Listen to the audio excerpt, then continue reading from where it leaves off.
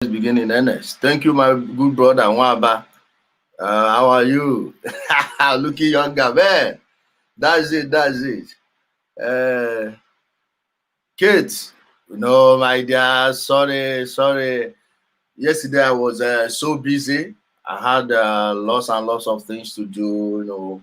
I even went grocery shopping. That was why I couldn't broadcast yesterday. I was dealing with a private business, so I wasn't in the right frame of mind to do the video. And instead of sounding flat, it's best to just sit down. Okay, I'm Onye Sabo. Don't worry. Oh. Hold on. You should have let me start first. My people, thank you once again. We've come again this evening. I'm not going to pretend to come from Elohim, Chineko Kikabe Amapurimi Henile. No, we are going to start our usual way. And we are going to tell the truth as it is. Please, and I will come to Uchemefo because I saw what he posted that is a proof that they went to the Council on Foreign Relations and met someone. Don't worry, I'm coming to that one. Remember, I mentioned it first to you people. I never heard any of you use the word Council on Foreign Relations up until I said something about it as the copycat you are, and you are good in copying but not good in pasting. Don't worry, I'm going to expose that one too. Guys, I'm going to show you how any person can book an appointment to go to the Council on Foreign Relations. And what you are discussing there is the real issue. Not booking an appointment with the Council on Foreign Relations, just like going to the European Parliament in Brussels. So we know those places more than them.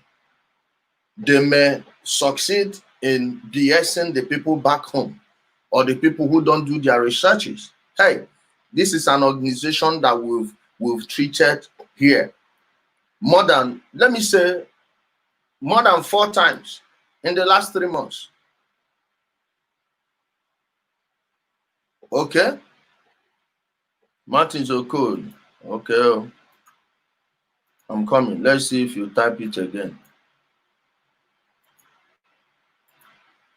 Let's see if you can be able to type it again. Type.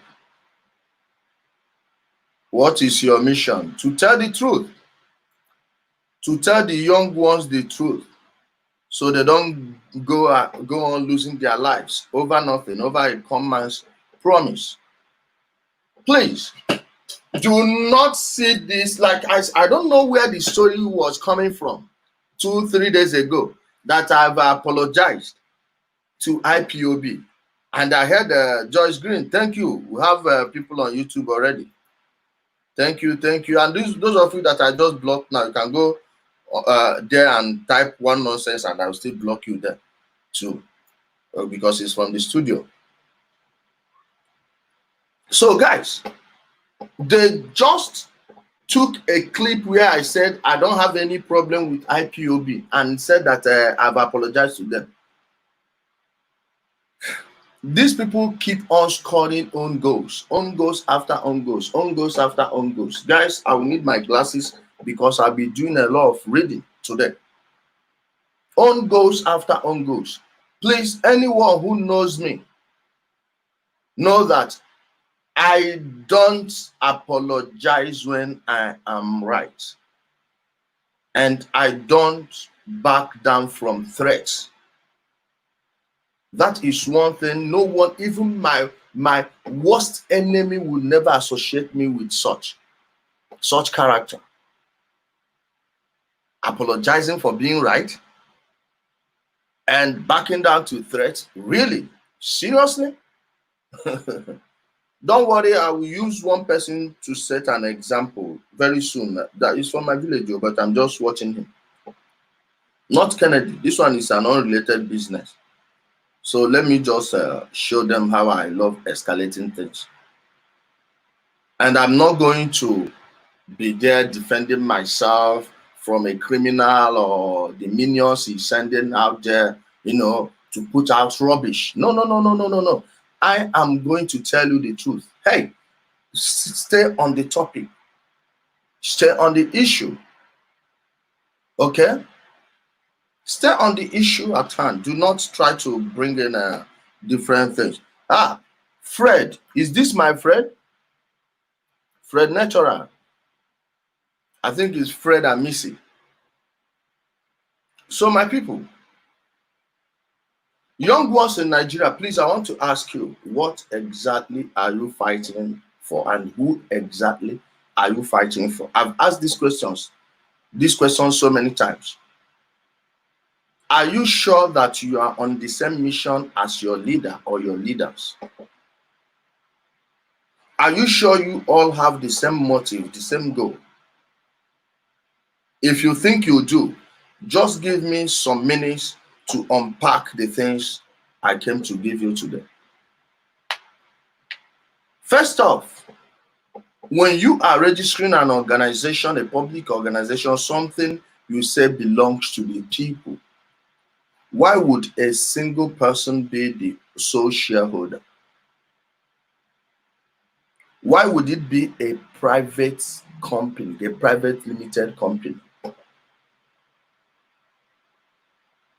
Are you seeing it? When I said this is a revolution incorporated, people think I'm kidding. Now you know why they always frame every criticism, constructive criticism. Do not miss that. They always frame every constructive criticism as jealousy, as envy. Hey, I will never be envious of someone who is so emotionless and mindless to be putting the lives of young people at risk. Most of these people doing these things, they've gone past their prime ages. Yes. Most of them don't even remember how many girls they slept with 20 years ago.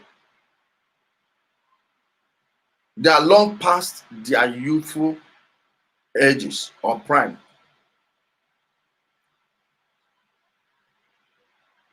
Check it.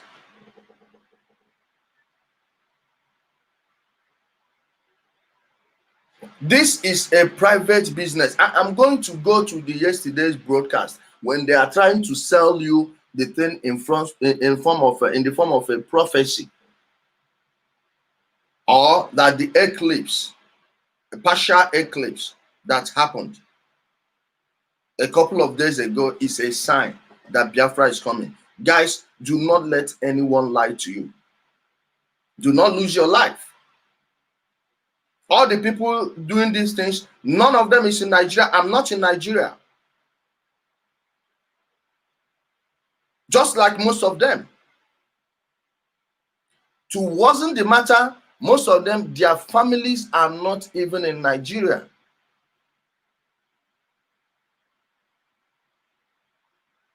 Those whose family members are in Nigeria, we always get the first information before anything bad happens. That's why you see them disappear before any major event. You look around, you don't see them. They will get alerted, but you, who will alert you? Who will alert you? Because you are the cannon folder.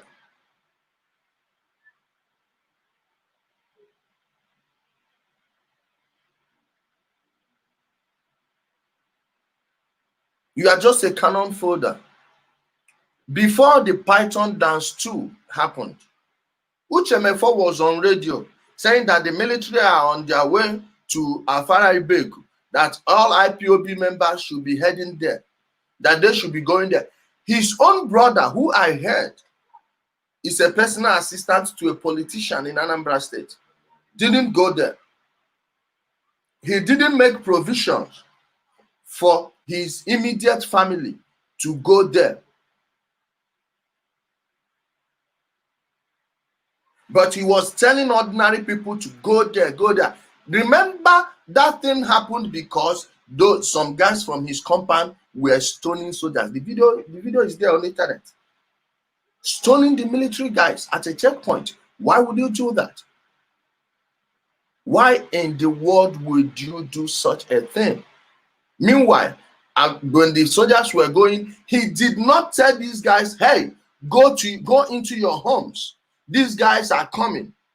Go into your homes, lock up your doors, seal it, and make sure you have an evidence. Maybe put your camera somewhere in case anything happens around your place. You send us the video. What he was there shouting was, hey, everybody go to that place, and whenever they are shooting, take your videos and send to me. On air. On air. While the thing was happening. So you think Uchemefo got the message and Nnamdi Kanu did it. And when he got the message, he knew he was going to run. Why didn't he tell those people to disperse? He had to allow the people. Oh, who is this? Oh, this cleaner. I'm coming, guys. Give me a minute.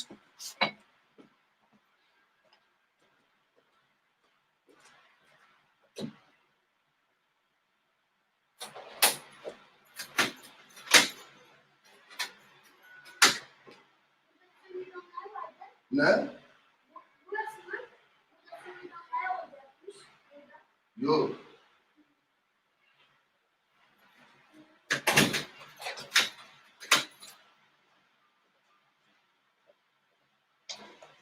Sorry, guys. It's this guy.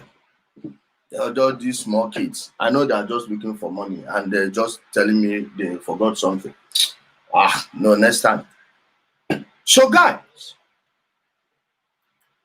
are you telling me that Mefo knew about the movement of the soldiers and then Nnamdi Kanu didn't know? Remember, this is the Nnamdi Kanu that on air said he is willing to lose 5 million people to get Biafra, and when it comes for him to join the first 100, he fled. Are you getting me? You are willing to sacrifice 5 million people for what you believe in, and the people took your words for it because they took you seriously. That is how easy it is to fool our people. Okay? That's how easy it is. Well, let me see some comments here. Oh, they are looking for your father in Libya. Really? Wait, let me block you first.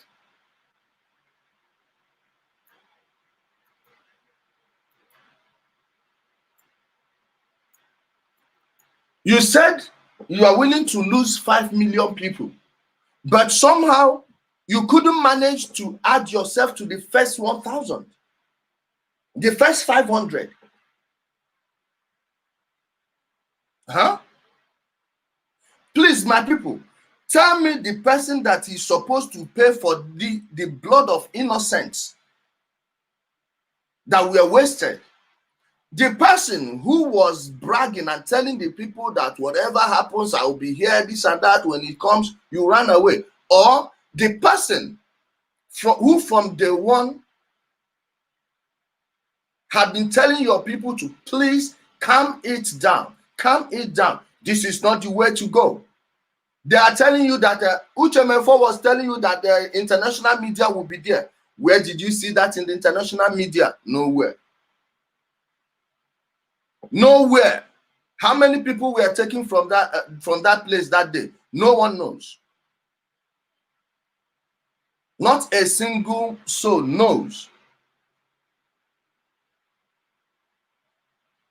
Okay? So, my people, is this the type of person you trust to get you your independence? And why would your organization be registered under a single person's name? One person. Most associations I belong to, I'm not the type that takes any executive position, but I know that all of them, you don't have a sole signatory to the documents of the organization, be it financially or otherwise. You have the president or chairman, as the case may be. You have the secretary, you have the financial secretary, and you have the treasurer. My people, I'm not telling you not to lose your life over what you heard from Nnamdi Kanu. I just want you to know what you're losing your life over. You're losing your life for someone's vain project. I'm not going to stop. Hey, there are people willing to die for even their girlfriend, a girlfriend they just met. Okay? I'm not going to tell you who to die for, but don't go and get yourself killed. Then you come here and expect me to mourn for you. To bear, hey, please, you cannot extort me emotionally. I'm beyond that. That's why I am doing my own job, my own duty, which is to warn you, tell you of what's going to happen, tell you about the dangers you are facing. Not one, many. Many. If you survive the bullets, have you survived the arrest? Then from the arrest, the incarceration. For how long are you going to be there? People who were arrested since how many years ago, they are still there. There are people who are still in prison. Maybe there are people still think they are in prison. I don't know where they are now. But we've not seen them ever since that of 2006 happened. Has anyone said anything? The United Nations, the European Union, he is telling you he met, he went to. Of course, he went to there, but he went there on an excursion. He is a tourist.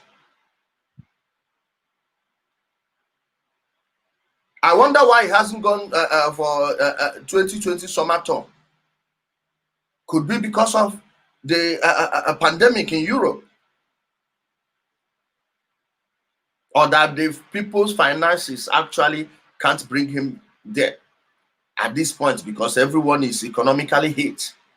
Almost everyone, except you are in the essential services.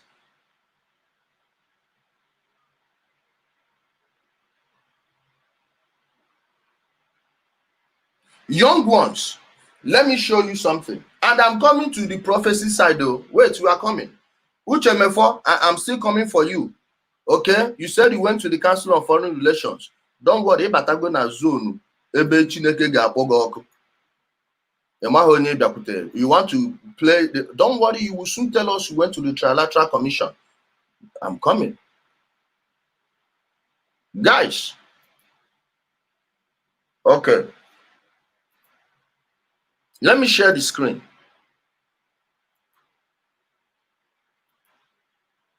I posted this on the page, but I'm not sure a lot of people understood what was written there. Now watch. This is the file copy.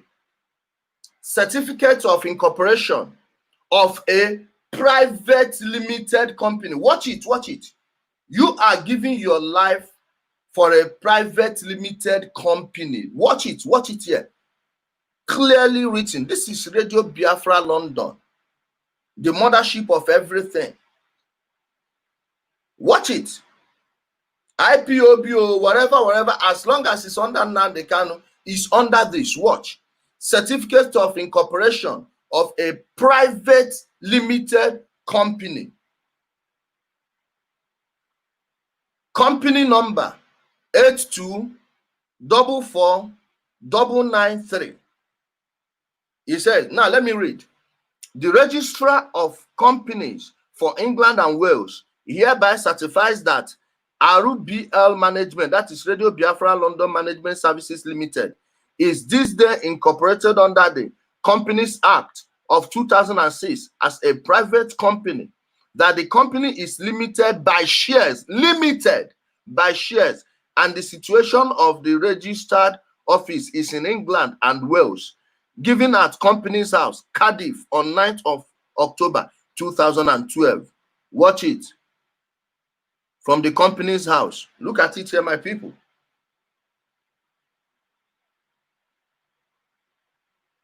Are you getting it?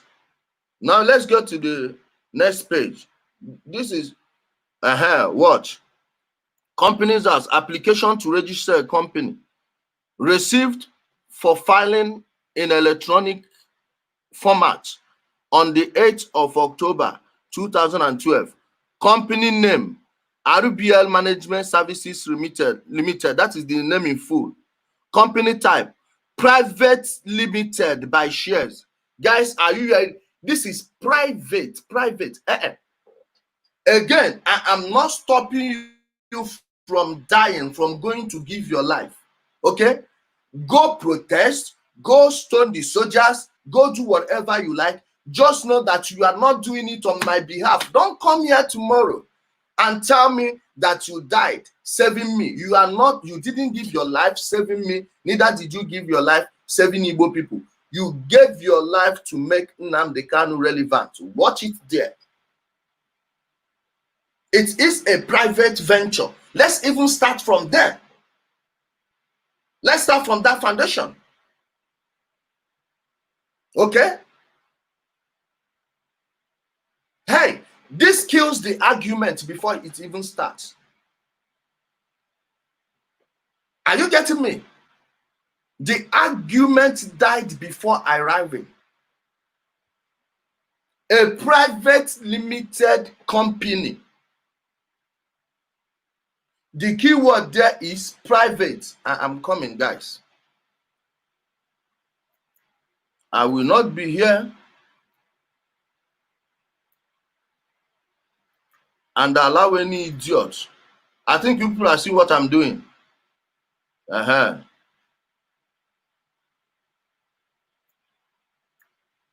Makeni Pim, what about there?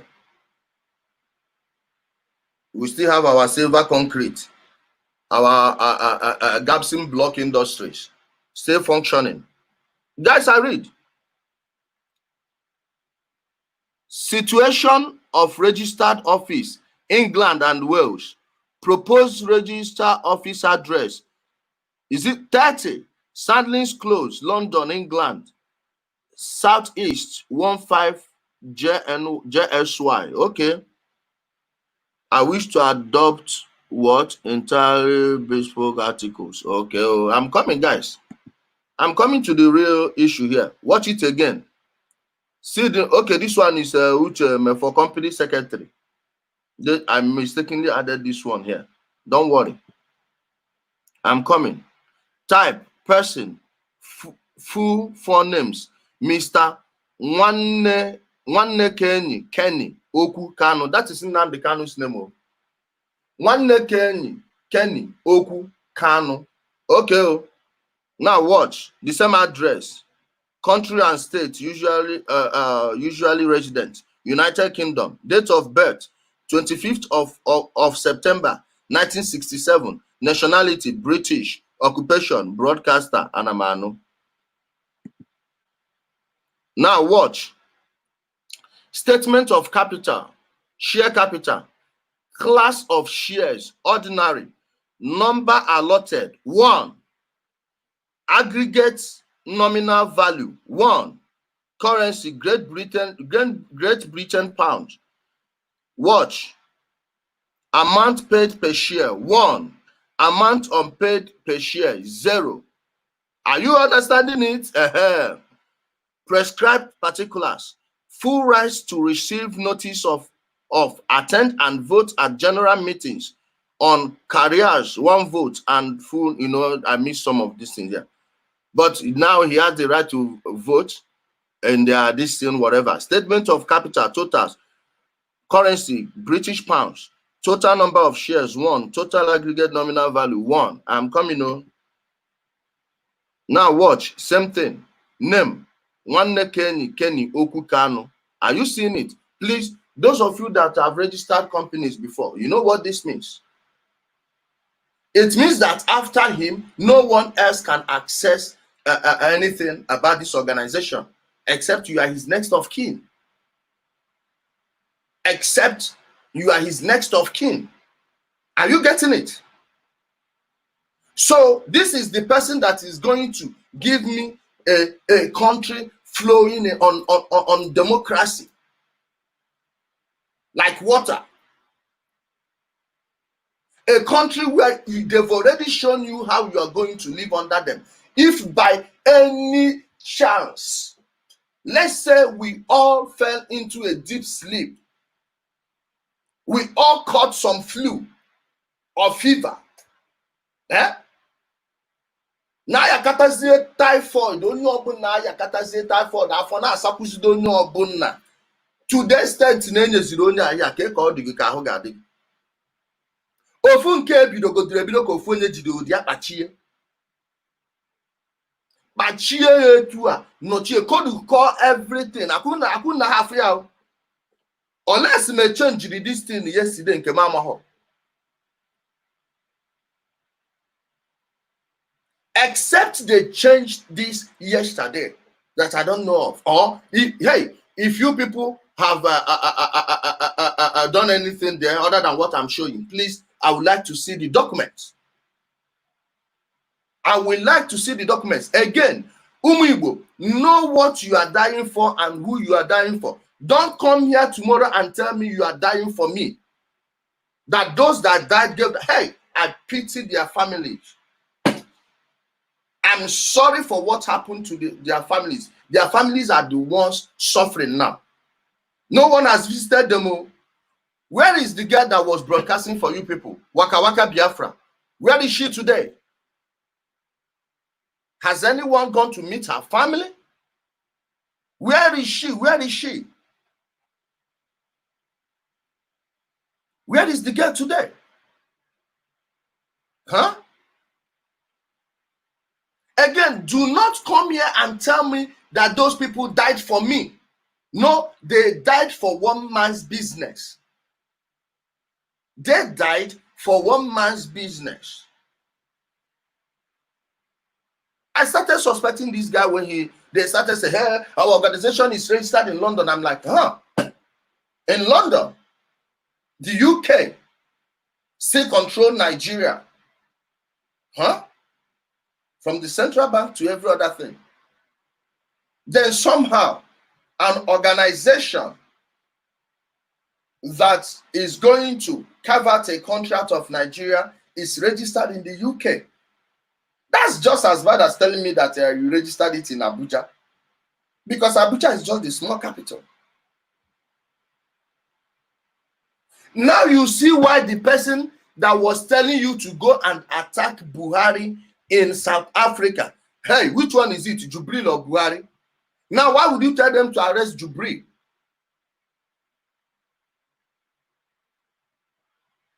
An elected president of a country like Nigeria visiting a big country like South Africa, and someone who've not for once stopped the Queen's convoy, who've not for once stopped the British Prime Minister's vehicle, is telling you to go and arrest the president of, are you guys that daft? That's how low he thinks of you people. That's how low he thinks of you people. That he would expect you to actually carry it out. Guess what? Someone did. Did the guy survive the gunshot? I don't know. If you know his situation, please let me know. If you know his situation, let me know. I'm coming home. Hold on. Now watch. This is for the agent. The agent, I'm going to show you something, guys. I'm coming. Go there and check the whole thing. I want to show you the name of the person they put at the very end. Go there, you see this on the page. But let's go to the finances. Hold on, guys. Let's move to the finances. This is Radio Biafra London Management Services Limited. Remember, the thing is registered in this name. It's currently still registered under Radio Biafra London. Are you getting it, guys?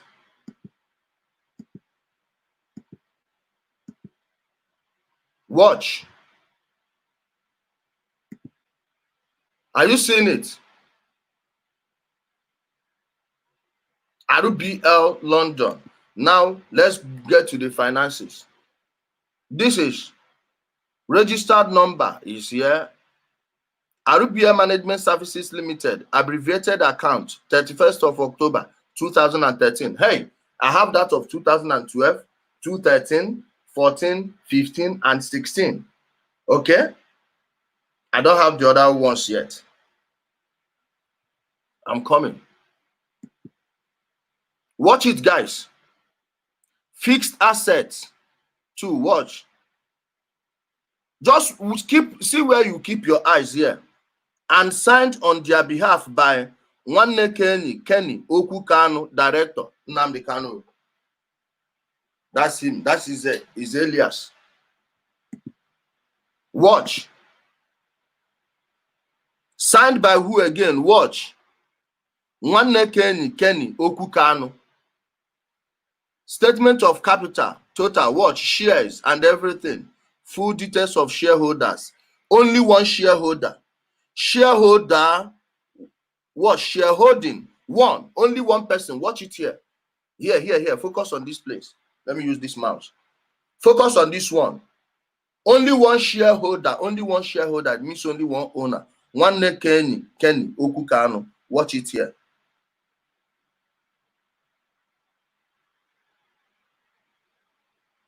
Are you seeing it? Okay. Guys, everything you see here, I have many here on this phone. These are all the files. I'm coming, guys.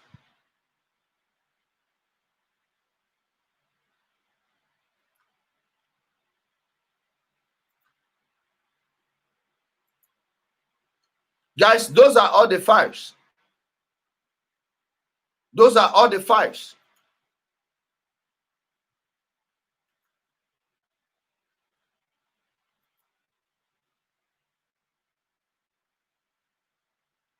See, all these ones. I don't know if you can see it clearly.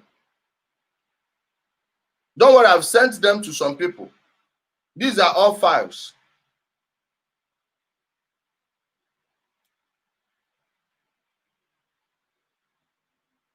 Watch.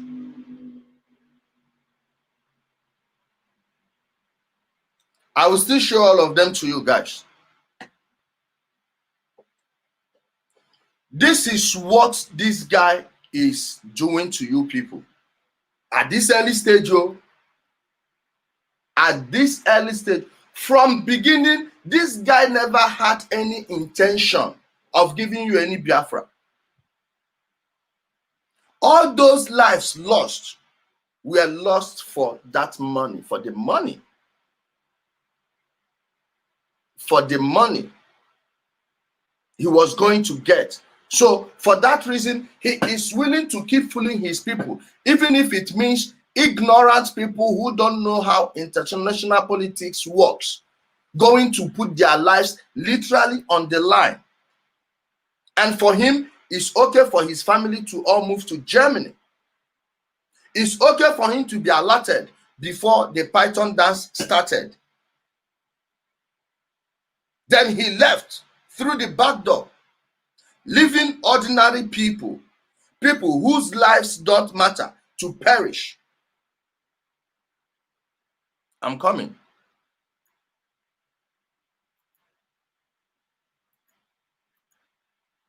Our youths just gave their lives just so this man could keep on threatening Ohanes and Igbo and the Nigerian government with his fake nonsense.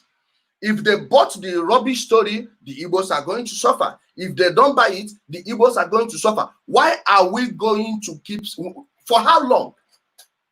Why are we expected to keep silent? Because it's my fellow Igbo man. Where is the love for your people when you can't even tell them the truth? He didn't stage the python dance, but he knew what was going on. He knew what he did. He violated his bed condition.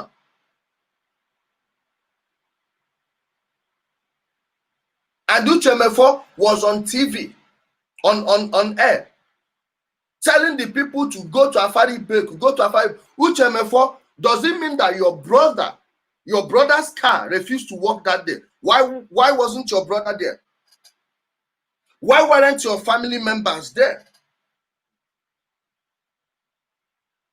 So many of you made many enemies because you believed what they told you, that the federal government arrested Nnamdi Kanu's parents and put them somewhere.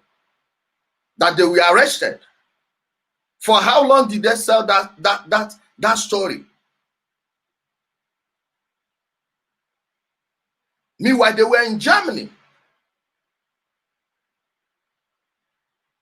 No one knew about it until they died. And I'm not sure he wanted to let you know when you see, when he told you that his parents died, that the father died, his father has died a long time before them. And now he will frame it as if that his parents died for Biafra. No, your parents died out of your stupidity. It's not easy for people in that age bracket to survive Europe when they've lived in Africa all their lives, their whole lives. So if there is anyone that is responsible for your parents' death, it's you, Nnamdi Kanu, just like the deaths of other Igbo youths whose lives were cut short. How old are you? Don't you think that most of those people that died would have done things better than you did? By the time they get to your current age or the age you were when they were killed.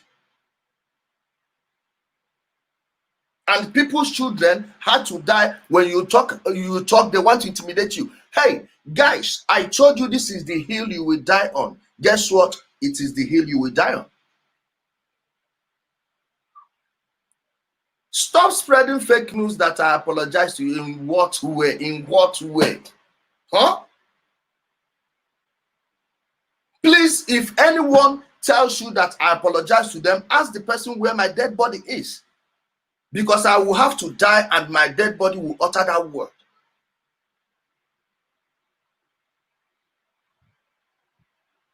And ndị Igbo, nwanne, onye abụghị onye a na-ezuru ezu eti ihe. Ọ bụghị onye a na-atụrụ ụtụ aka. Echene mgbe a na-form organization a ga-eji ebi onye anụ adigo down. All you need to do is speak up. Nothing will happen. He won't do shit. And those of you that they took to the places you took out, hey, forget it. It's rubbish. It's not working. It's not built on the principles of Ofonogu. So why will it work? Why will it be effective? It's null and void. It's null and void.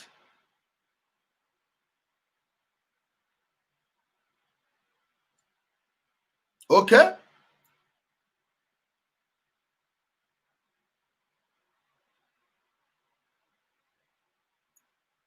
Wait, I'm coming. Let me block some of these fools. Oh, yeah. Mona, come on. Wait them.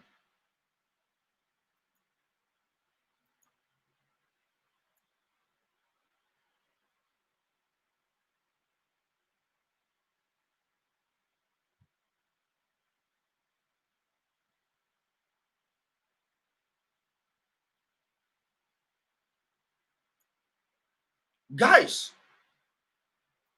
And you now, the current members, don't worry, I'm going to post the link. You have to come on video if you think you want to defend him. Or you think I'm disparaging his name. Okay? Wait, let me block the Mbada. This thing is not even showing. I think I've blocked the fool before, but not in the studio. Oh, yeah? Watch the type of names they bear. Hey, how many good people use fake accounts on Facebook? No, tell me.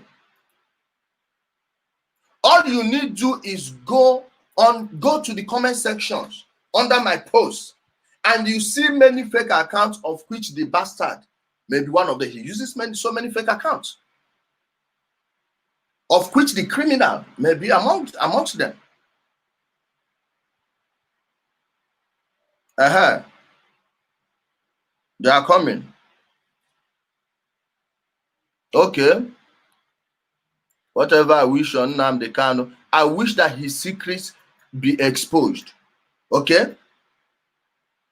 Guys, I'm coming. Oh.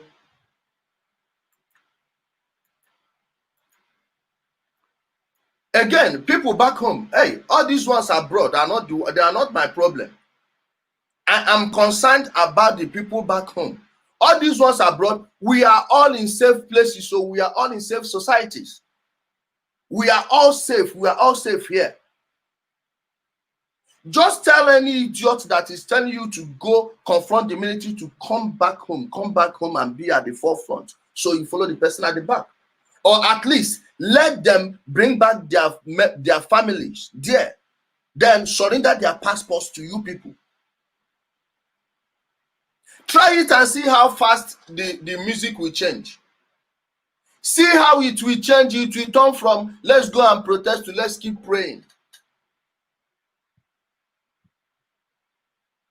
It will get to let us pray that God gives us Biafra.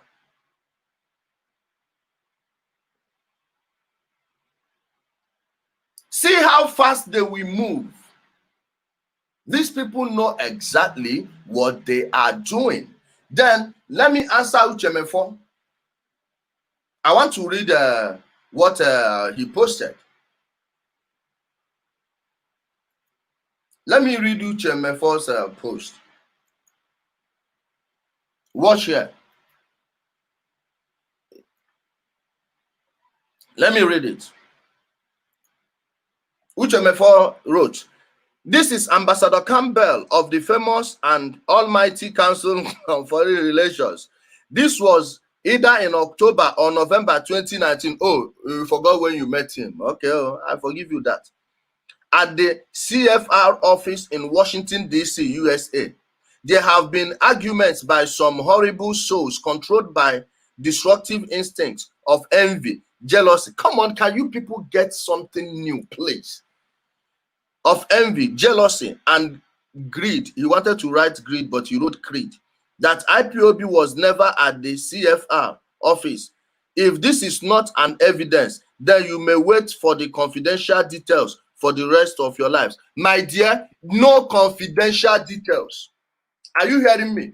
Is this the president of the Council on Foreign Relations? No. Tell me, who is this man? What book is he holding? What book is he holding? Tell me.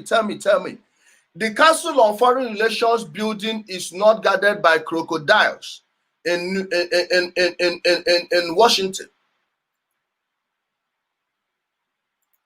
You can book an appointment. Hey, when you get to the Council on Foreign Relations, who do you meet there? Lobbyists. And who are lobbyists? Lobbyists are just like job men. You know all those areas in Lagos, those days where you see all those wash people. Even if you are going to the presidency, you see some people roaming about in all the places you get to before you get past the 3-arm zone. Those offices are like the offices you have in Abuja. Anyone can make an appointment, book an appointment with them. Please tell me the confidential information you think you have that someone at the Council of Foreign Relations hasn't given to Buhari. Tell me. Anyone can go there, please. You going there is not the issue. Tell me who you met and what. Hey, who is that guy? A former ambassador. Who is an ambassador at the Council of Foreign Relations? A civil servant. A political jobber is who you met. And if we didn't open this one now, you guys, let me show you other things you can do there. I'm coming. All that I hear. These guys really think we are all fools. Watch, guys. This is the Council of Foreign Relations. Watch. The Council on Foreign Relations is headquartered in New York City in the landmark Harold Pratt House, located at the Upper East Side of Manhattan. Guys, remember when we did, I think it was the second to the last or the last video we did about the Council of Foreign Relations. I told you that the headquarters is in New York. New York and Wall Street controls Washington. Okay? Wall Street controls Washington. Take it or leave it. That is where the heart of the monster is. Not at what you say in Washington, D.C. are just lobbyists. Now, what you, hey guys, see the address here. Those of you in New York, go there, try it and see. See if I'm lying to you or telling you the truth. See the address here, see the phone numbers. See the address, see the phone numbers. If you don't know what to tell them, why, as your reason of booking the appointment, do you know what else you can do? Watch. CFR Harold Pratt House and Peterson Hall are ideal rental locations for wedding ceremonies, receptions, celebrations, or corporate meetings and dinners. Are you hearing me? Look at the things you can do there. So these ones, they could have gone there as if they are borrowing something, a space. They are renting a space. Then they will come out and tell the foolish people who don't know what's going on that they went to the Council of Foreign Relations. Okay, you went there and so what? Just like you went to Brussels. Okay, so what? Who did you meet? And taking a picture with an ex-ambassador. Hey, it's nothing.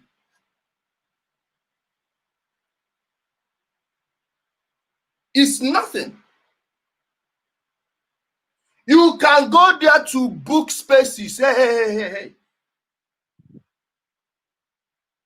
These are the other things you can do there. Hey, do not make it look as if you did something too great. My people in the USA, please, you guys need to help us by going there yourselves and sending us the videos or photos. Go to New York or Washington and say these things. Show them. Show them. Who did you meet? So you met people at the Council on Foreign Relations. Then American companies are still operational in Nigeria.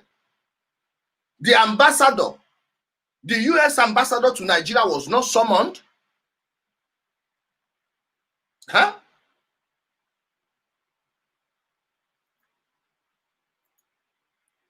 Are you telling me that you met? Hey, do you even know Richard Haas when you see him on the road? If Richard Haas had bought these two people, they wouldn't know who he is. He don't say it.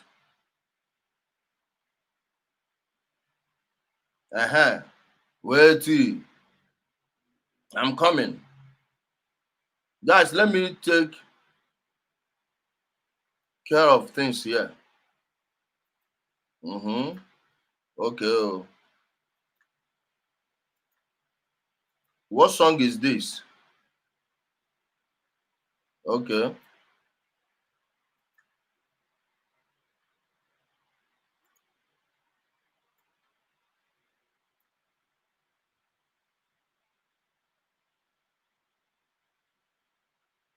Who sang this song? My dear, who are you asking why he is here? You don't need to. That Chris, no, leave him, let him talk nonsense. Hey, who be this idiot, this stupid girl calling her father Mumu? I will not. You are asking Doris who? Obun ịchọ ka izu gbagide gị until ị nwụọ. Obun ịchọ ka menstruation gị next menstrual cycle gị gbaa gị for 2 weeks. Imechi ka block go gị first. Nekwe na onye nke anọ.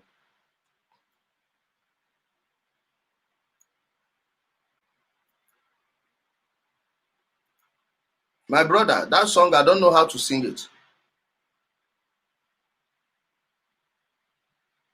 Guys, tell me. Who the hell do they think they are kidding? Now, Back to their yesterday's broadcast. Back to their yesterday's broadcast, my people. Did you remember the video that was making rounds Saturday evening when they said that the sky has shown them an evidence that Biafra is about to come? Guys, when I saw it, I knew we were up for something interesting. I knew something interesting may happen.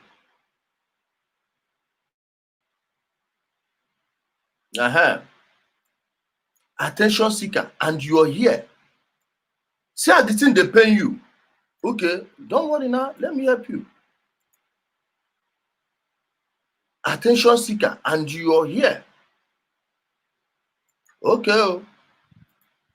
Okay. Don't worry. I'm not those people that will leave you. Traditional worker, they can leave you people. As if I and Chiku can leave you people to insult. No. Anthony Nwoko, stop crying. Ebezina akwando okenye. You are all angry not because I am lying, it's because I'm telling the truth, and that's the truth you people don't want to hear. My dear, the oil on my face is too much, over freshness. Over freshness. Okay, my people. Let me show you that video, and I want to prove to you that this Nnamdi Kanu can easily sell you out like this in a second. The prophetess he brought on, see how they behave. You know, this guy molded them and they all behave alike. Like the head cow, like the rest of the herd. He is the head cow. You know, when you see headsmen walking, you see the head cow, the lead cow walking. Nnamdi Kanu is the head cow, is the lead cow. Then the rest are following him. Now let me prove it to you.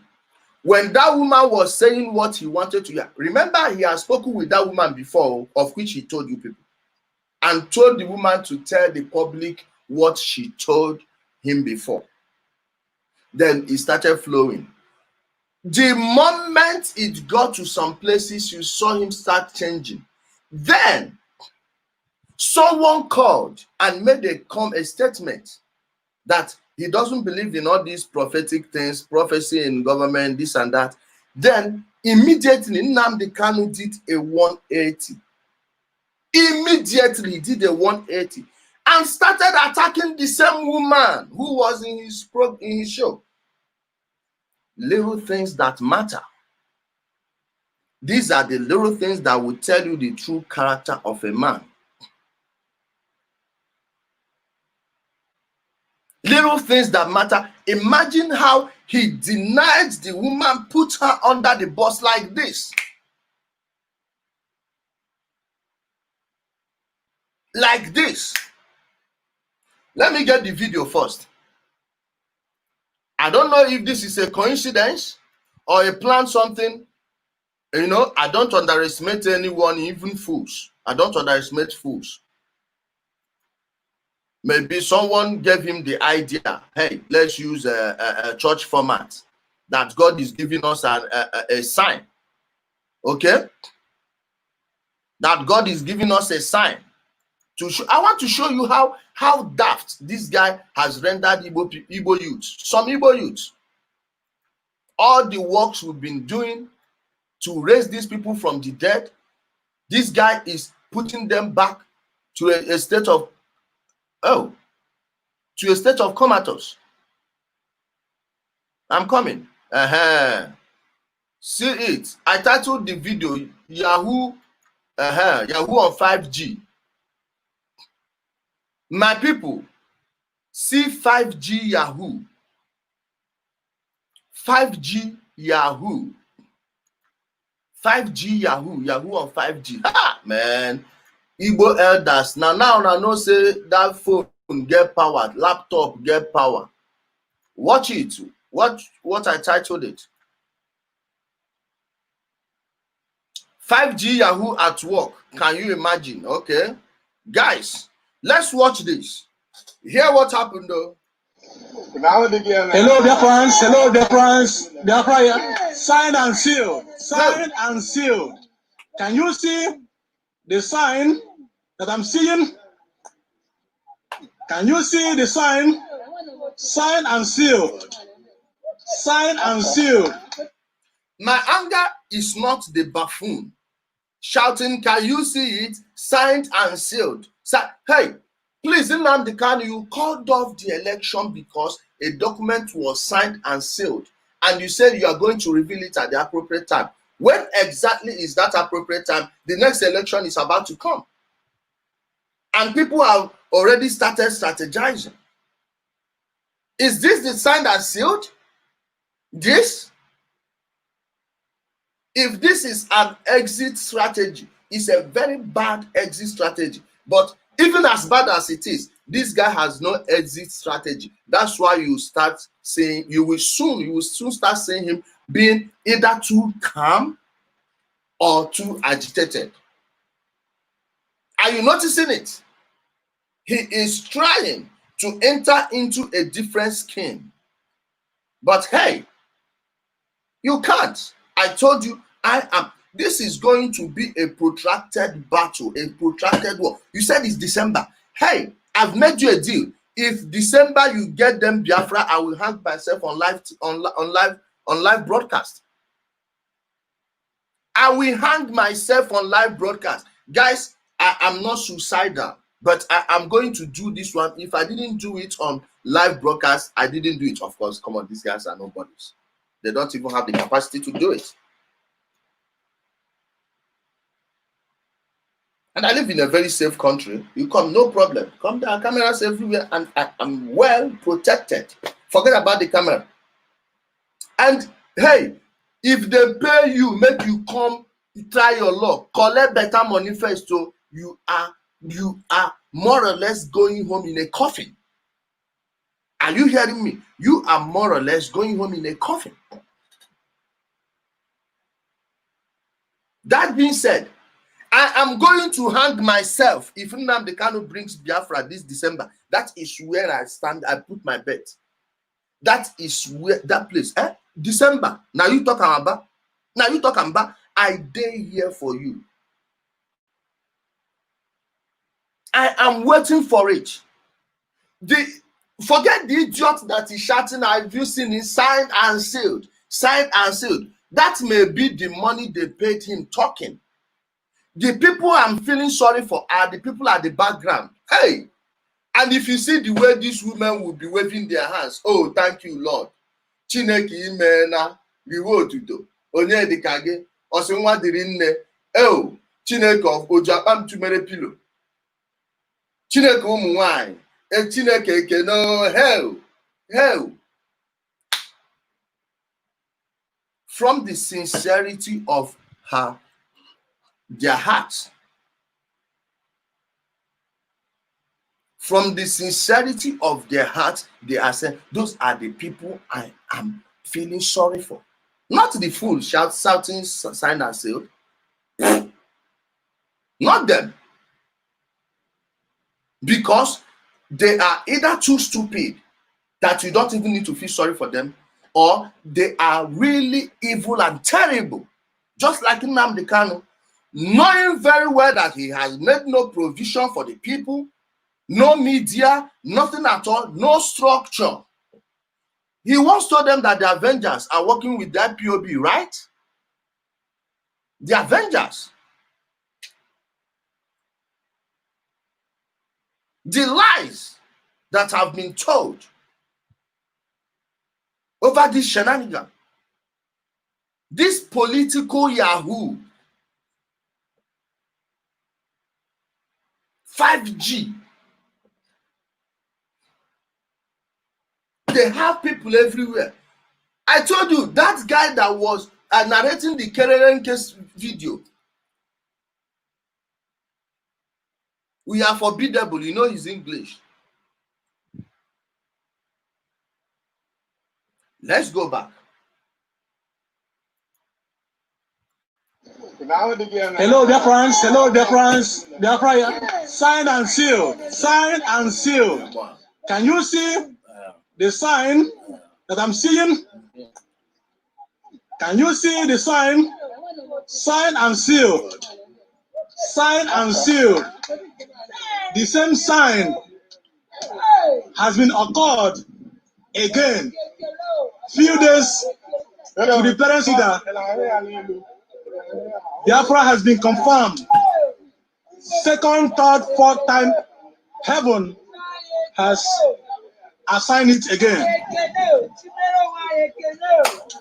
It's happening live. It's happening live. Signed and sealed. And people will go lose their lives. And our people will go lose their lives because it's signed and sealed. Because it's signed and sealed.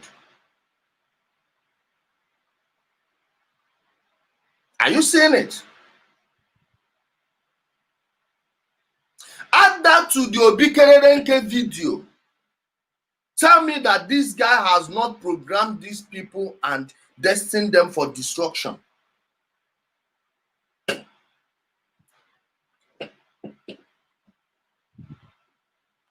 By the time this is over, Nnamdi Kanu will never set foot in Igbo land. And that is not because the government will be looking for him. It's because it would have been clear to everyone for all to see that this guy is a fraudster. By then, he will not come back because IPOB people, all these guys who've lost people, all these guys whose hopes and aspirations are on him, my dear, they are going to show him.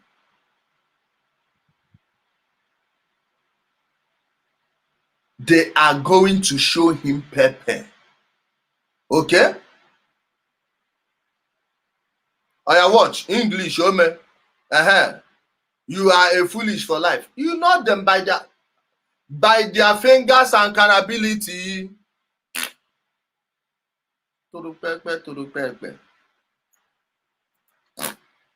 These ones. Who?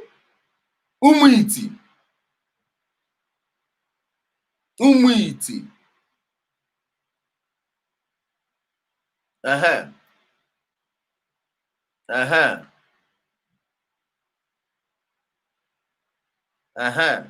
Ome.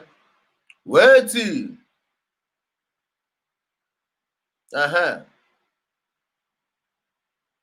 Ome. Wait, let me send you all to the Siberian mountains. Okay, enough English. Enough English.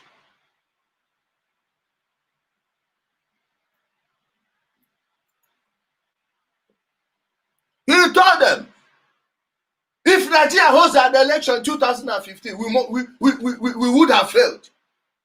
When I go to Asarota, I'm going to bring Buhari's head. Don't wait, you. Don't wait, you. You don't wait, you. Of course, now. We don't wait to tire. Again, December 2020. We are waiting. We are waiting. You see this one? No. This promise, this fine promise, I am not going to let it go. Watch this one. Please stop commenting on any blog that talk against Igbos or Biafra. More you comment, you are helping them to grow their wall. Help, Oyibo. Being reason, they bring Biafra to their wall. When they have no followers, just read their post and pass without comment. Okay, you will read. No. Let me block you because I don't want you to even come at all. Hey, guys, stop coming. How many times are we going to beg you? We need a quiet class.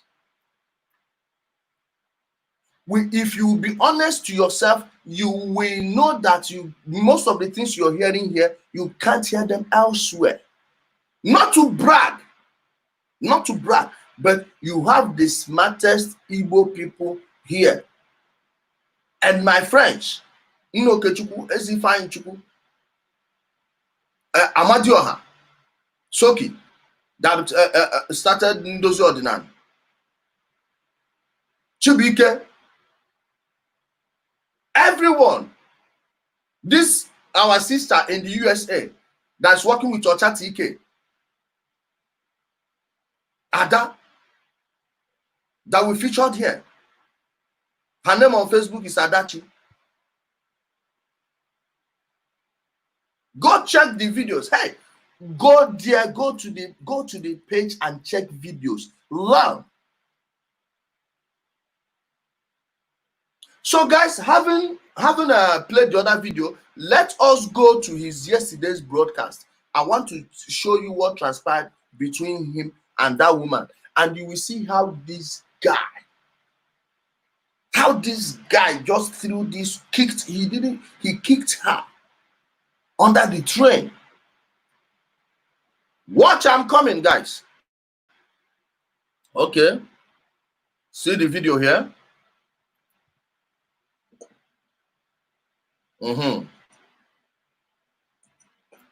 I'm coming, guys. Guys, I'm coming. Hold on.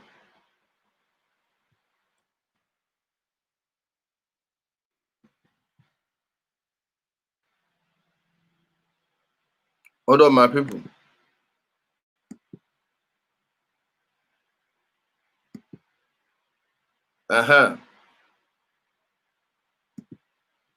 Let me play his voice here. His video here. You know, he's hiding behind the camera. He's hiding behind the camera because he doesn't know anything. Whenever you say something, he will have to check his computer. Okay? He will have to check his computer. You watch every time you see him, you see the keyboard. You hear the keyboard because he doesn't know what he's saying. He doesn't know what he is saying. Okay? Guys, just listen.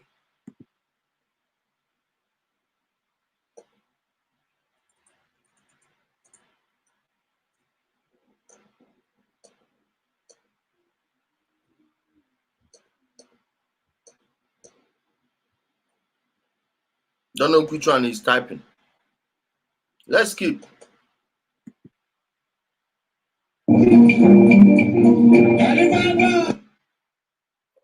He played his music first. I'm coming.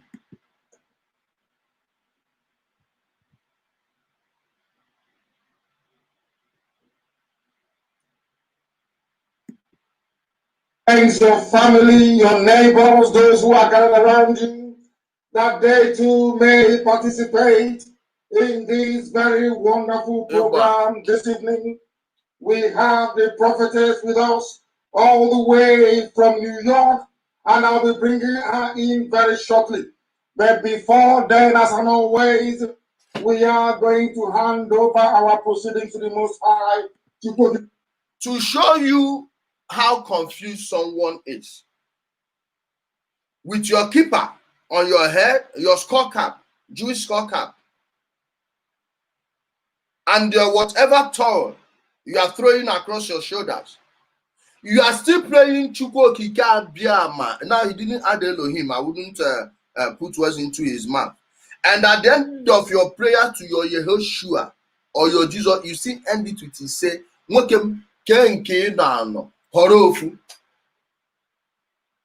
horofu, horofu." Choose one. Let's continue. Amen. But I must remind those who are listening, in case you're joining us for the very first time, that this is Radio Biafra. We are live and we are direct, and the whole world. This is Radio Biafra, please. In parentheses, a private business, a private limited company. Whenever you say that in, please remember to add a private company, so the people will know will know who they are actually listening to, who the boss is, and who owns what. Is listening to us across every time zone in more than 100 countries and territories around the world. People are glued to their listening device, be it satellite, be it our applications, be it the FM in Biafra land, and also those who are following live on Facebook at Mazin Namdekano. Make sure you are at the right one. I know most of you are streaming this live also on YouTube, and some people are hosting a watch party. I welcome each and every one of you. My name is Nnamdi Kanu. I am the leader of the indigenous people of Biafra, bar none on this very earth. And the owner and the sole owner of Radio Biafra London. Why are you ashamed of owning up to what you own? Huh? Why are you always missing that point? And the sole owner of Radio Biafra London, the director of Radio Biafra, the director of Biafra Television, and by the very special grace of one indivisible God in heaven, Elohim Adonai El Shaddai, a servant of the wonderful people of Biafra. We have come that freedom may prevail. Yeah. We have come that Biafra may be restored. We have come that every captive in the damnable zoological republic may be set free. We have come that those that seek the truth in every way possible shall be able to find it. And those of us who are bathed in the light of the Most High shall see the glory of the restoration of Biafra in our time, that we may praise the Most High very diligently in truth and in every honesty. I am going to pray very shortly. Amen. Before I ask the prophetess to tell us what she has for us. And I will even ask her if she is related to Vice President Osinbajo, who has been missing for a while now. What Osinbajo, which of the Osinbajos are you looking for? Eh? Many of our people, so many people, since he started this his venture, so many people don't go elsewhere to look for news anymore. It's only check it. Well, but you check someone's search history. Radio Biafra London, Radio Biafra, Nnamdi Kanu, Mazin Nnamdi Kanu, IPOB Nka. Hey, you are in an echo chamber. Okay? Osinbajo, where they don't see how many times. I will not fail to wait. I will not fail to enjoy this embarrassment. What's wrong with these people? See how they comment, and you know that they are. Hold on, where is it? I saw the comment. Wait, I want to show you the type of people. Watch. John Ane Berechi, fake account. Oh, fake account. Human trafficking is her again.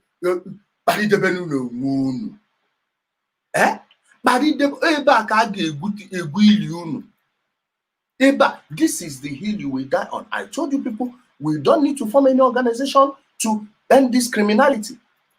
It is going to stop here. No be December, we dey wait. No be December, we dey wait. Thank you, Osinbajo. I welcome each and every one of you once again, and we must pray. I am going to pray in English, a very simple prayer. I am going to pray the Lord's Prayer. Because when Yahweh... You remember, please, remember how he's praying. Those of you that have met this guy before, has he ever sounded like this to you in real life? Then ask all those of you that have met me know that this is how I sound. Even when I'm sleeping, this is how I sound. If you are honest, you are an honest person, an honest public figure. Hey, you don't need to augment anything. Be real. Let's see you for who you are.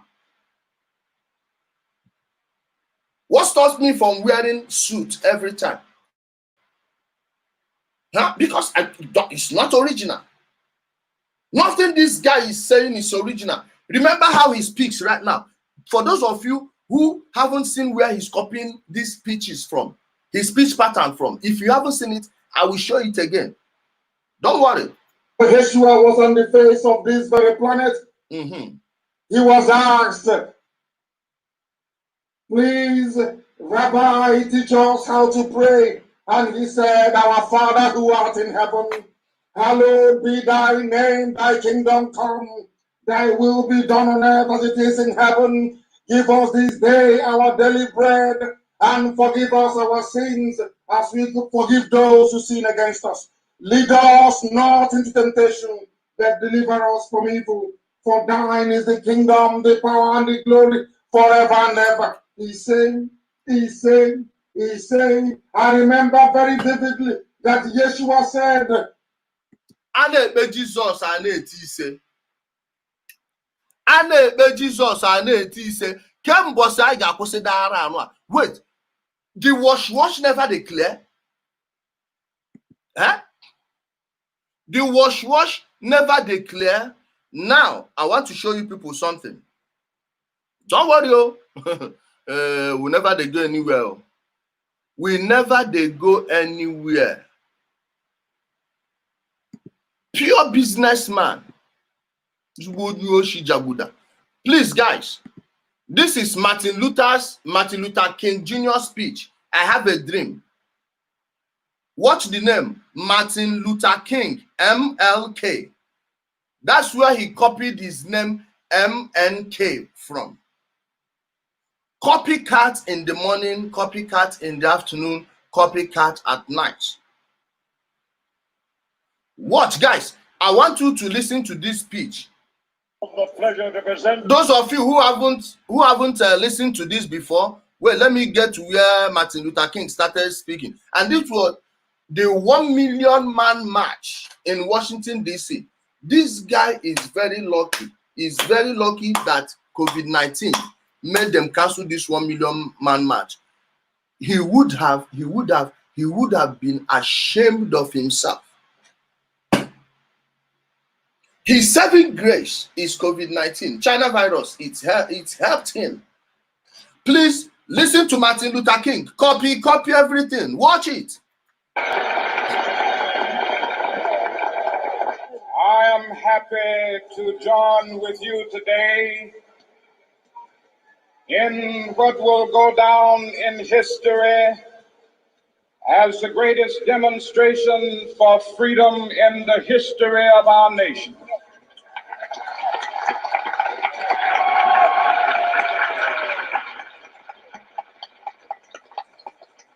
Five score years ago, a great American in whose symbolic shadow we stand today signed the Emancipation Proclamation. This momentous decree came as a great beacon light of hope to millions of Negro slaves who had 150 years after the war, the Hausa Fulani Gabari Janjaweed, Mohammed Zubairi, they there, came and killed 5 million of us. My dear, you see him? You see him? Let's get back to business. Let's get back to business. Forget this criminal. Nyoshi. lead us not into temptation. Eba. That temptation is the damnable zoological republic. And without any further hesitation, as a preamble to our undertaking, this very evening, morning, afternoon, or night, it could even be your early evening, we are going to go to this woman of God all the way from New York to tell us what she has in store for us. She said Elohim gave her a message, and we want to listen to her. And if possible, my people, no Elohim gives you a message of statehood. No Elohim grants you statehood. We know the different Elohims that we gather to grant you statehood. Okay? Forget what these people are. My people, don't go there and fight soldiers thinking that any Elohim will come and save you. Are you hearing me? Are you? No Elohim is coming to grant you statehood. That eclipse, they don't announce and say it will happen since so. They be don't announce and say it will happen since so. My people, no go kill yourself over nothing. This guy just they use on a blood, they play tete. 2 pay 2. Thursday special, so. Now waiting this guy they use on a life, take duo. Please stay home. If anyone tells you to go out and do anything, tell the person to bring back his own family first. Start from the family first. This guy is just doing this thing for power play. He don't arrange waiting he go use and do for Anambra election. Make on a go makam. And if you say you're waiting for your supreme leader to tell you what to do during the election, remember that will be there. We will not be signing orders, executive orders, or passing any law that will affect him. They are all outside of Nigeria. The ones who are faring better than the rest have their families stashed in many European countries, waiting for you to go kill yourself, and nothing will come out from it. They've not met anyone on your behalf. They are not bringing you any Biafra. They are using you to make money. They are going to tell you who to vote for in the next Anambra election. Then if out of shame, they didn't say it because we have said, hey, guys, this is a drawn out, this is a protracted battle. Until Anambra election is done. Oh. Eh? Meanwhile, we are waiting for them to declare their Biafra in 2020, December. We are waiting. I can never forget such an important promise. Huh? Holy, holy, holy, Nnamdi Kanu, he's another savior. I need December. Okay? Let us watch him and his Elohim and the prophecy. My people, many formats don't waka go. Na church own day now. Na church own day now. And this is my field. Okay?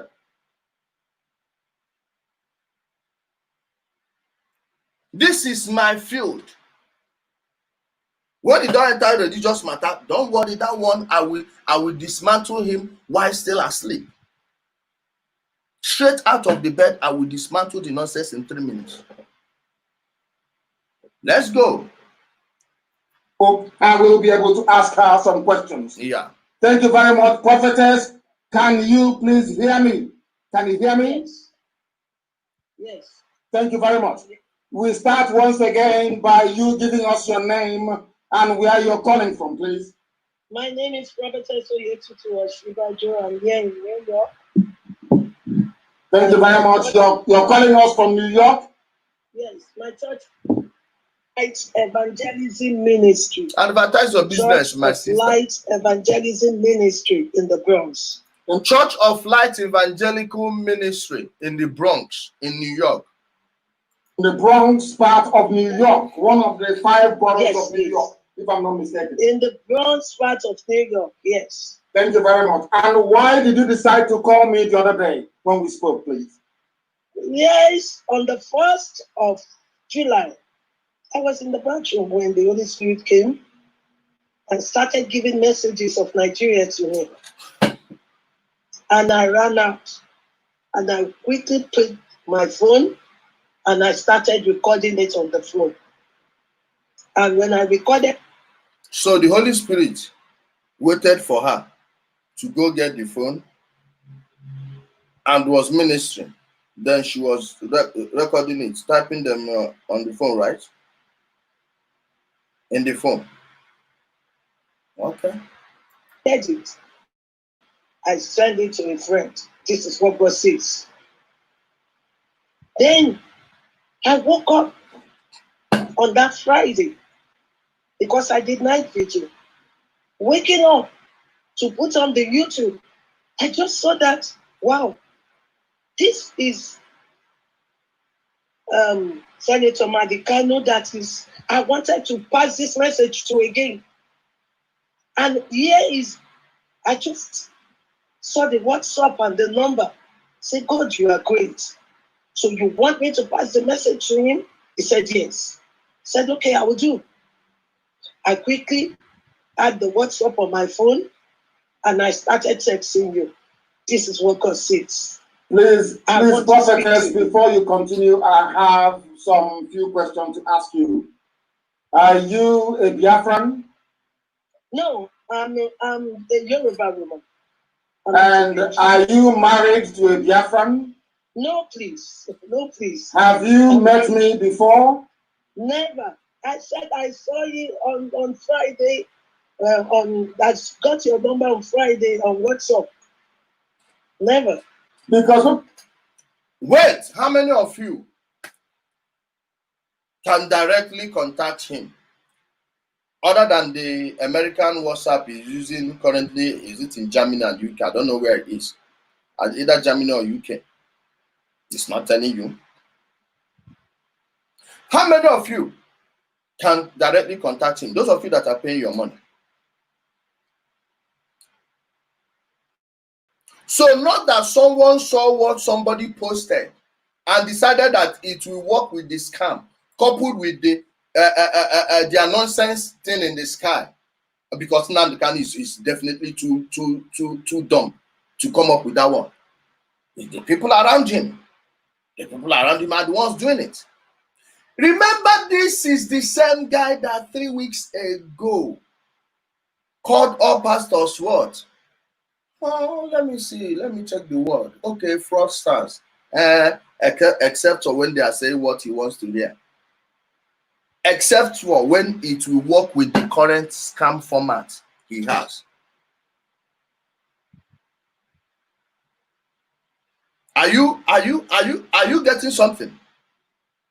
Hey, tell him we are now onto him. You've been doing these things for a long time, and no one is comforting you because we refuse to see that even the people that are coming behind to tell us, hey, no, leave this thing, is just for this thing. We know it's not true. There are actually people benefiting from it. Yes, I wanted to expose this guy the day he said he will call an expert that will show them how Jubri al-Sudani was given a facelift after Buhari died. The day he said, remember the first day he brought no one. Then the second time he started playing you videos.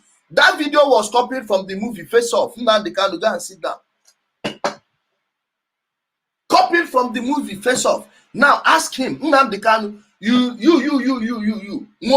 this small you, this con man, you, only you. Sabi say this one na Jubri, but Trump no.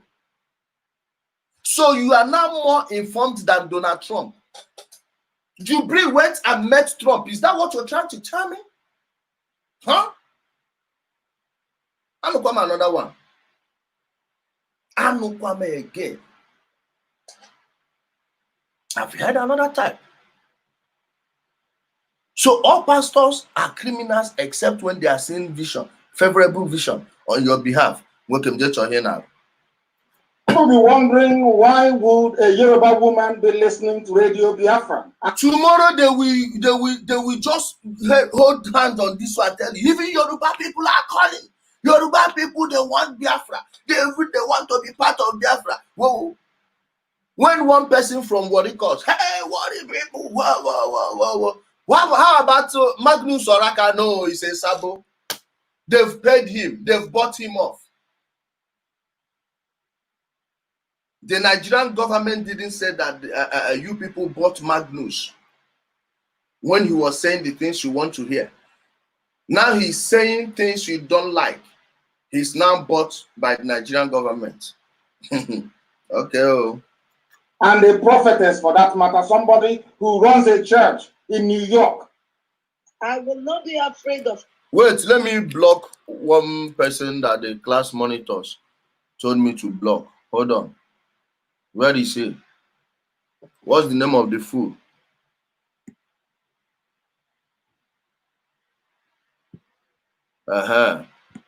This one, your own, don't go. Matthew, you not try. What's the name of that idiot, please? Memberu. See the kind name they ask out. Where is the Memberu? Okay.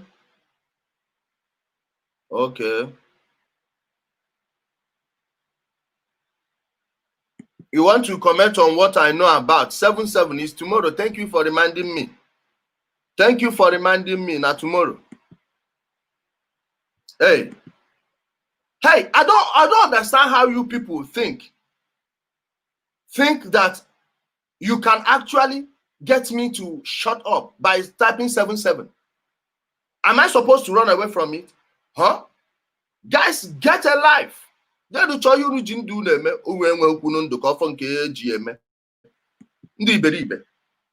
for reminding me. See another English.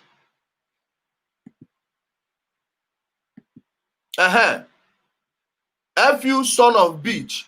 You daughter of ocean. Last born of the sea. Are you hearing me? You. Third child of the stream. Me beach. That beach you call Alpha Beach. Abi Elegushi. Which one? Na Elegushi. Kai.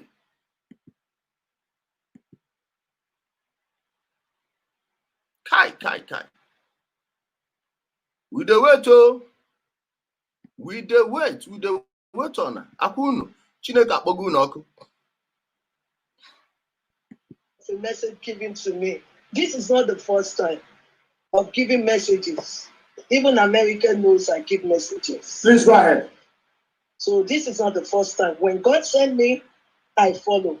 God wants peace in Nigeria. And if you look at my Twitter, I'm always going there to say, God says we should be one Nigeria. We will never be divided. We are one under one umbrella. He has been saying that. I've been going on the Twitter to say that. But on Wednesday, January 1st, he gave me the breakdown of how he wants it to be. He said Nigeria must be in 4 regions. The Northerners, the Biafra, the Ojibwa, and the Middle Belt. 4 regions under Nigeria, he said.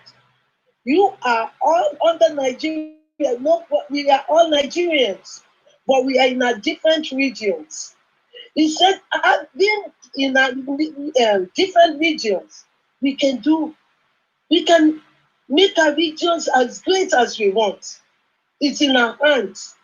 But in each region, you still have your AP, what are the names of your political parties? They are still there.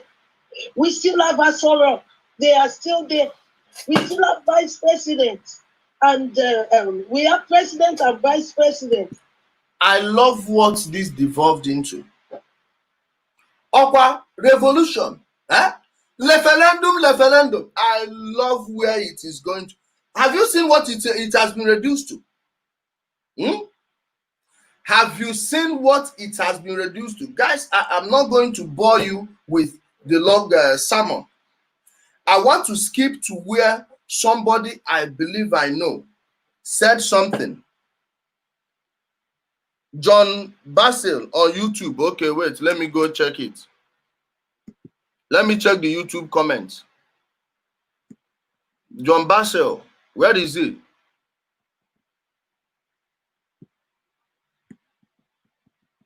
I'm not seeing his comment.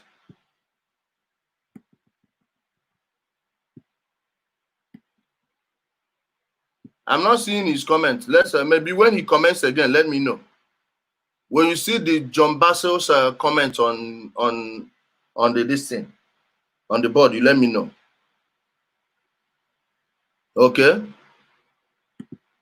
Guys, I love how cartoonish the whole thing is sounding. Go watch this. I am not going to bore you further with it. I want to skip to where somebody who I believe I know, who've come here before, called him and they started talking. Immediately, the guy started criticizing this woman. Nnamdi Kanu jumped. He jumped in. Let's go. I'm coming.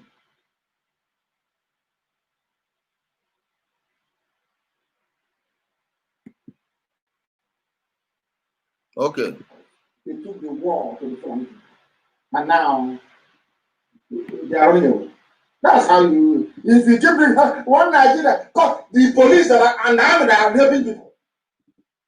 You see, you're going to come.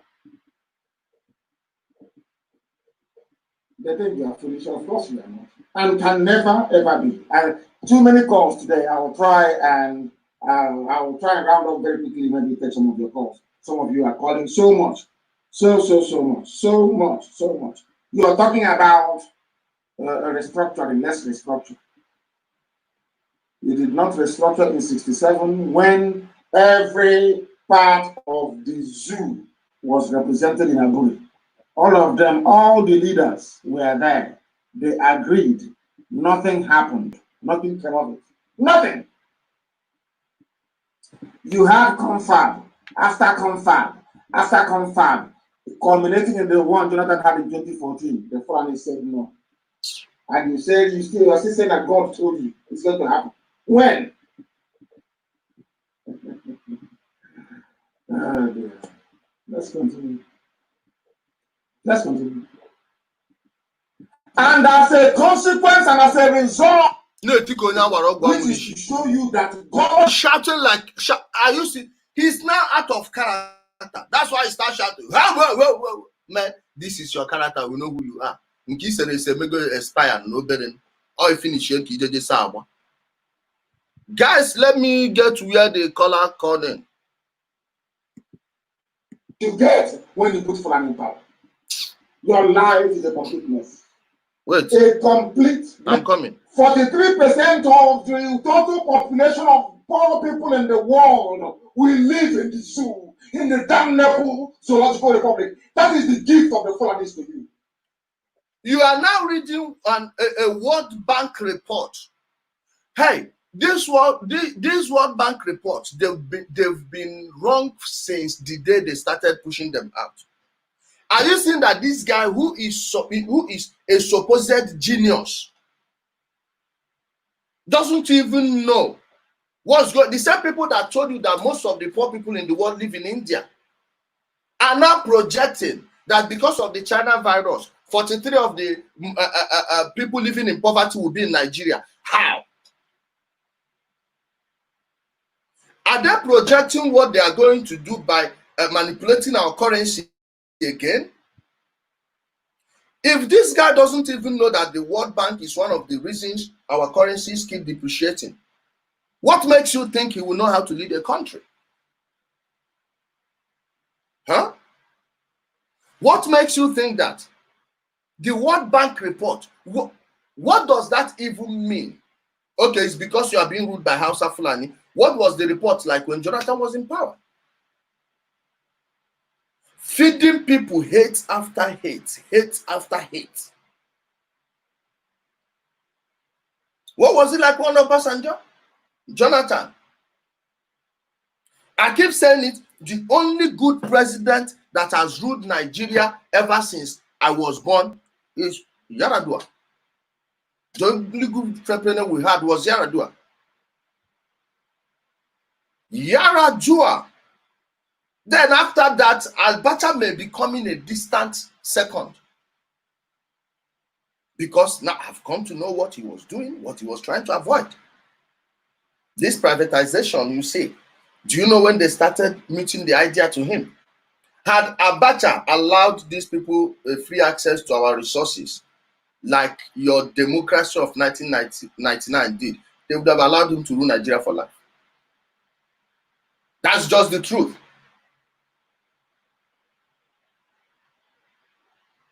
And I don't blame him.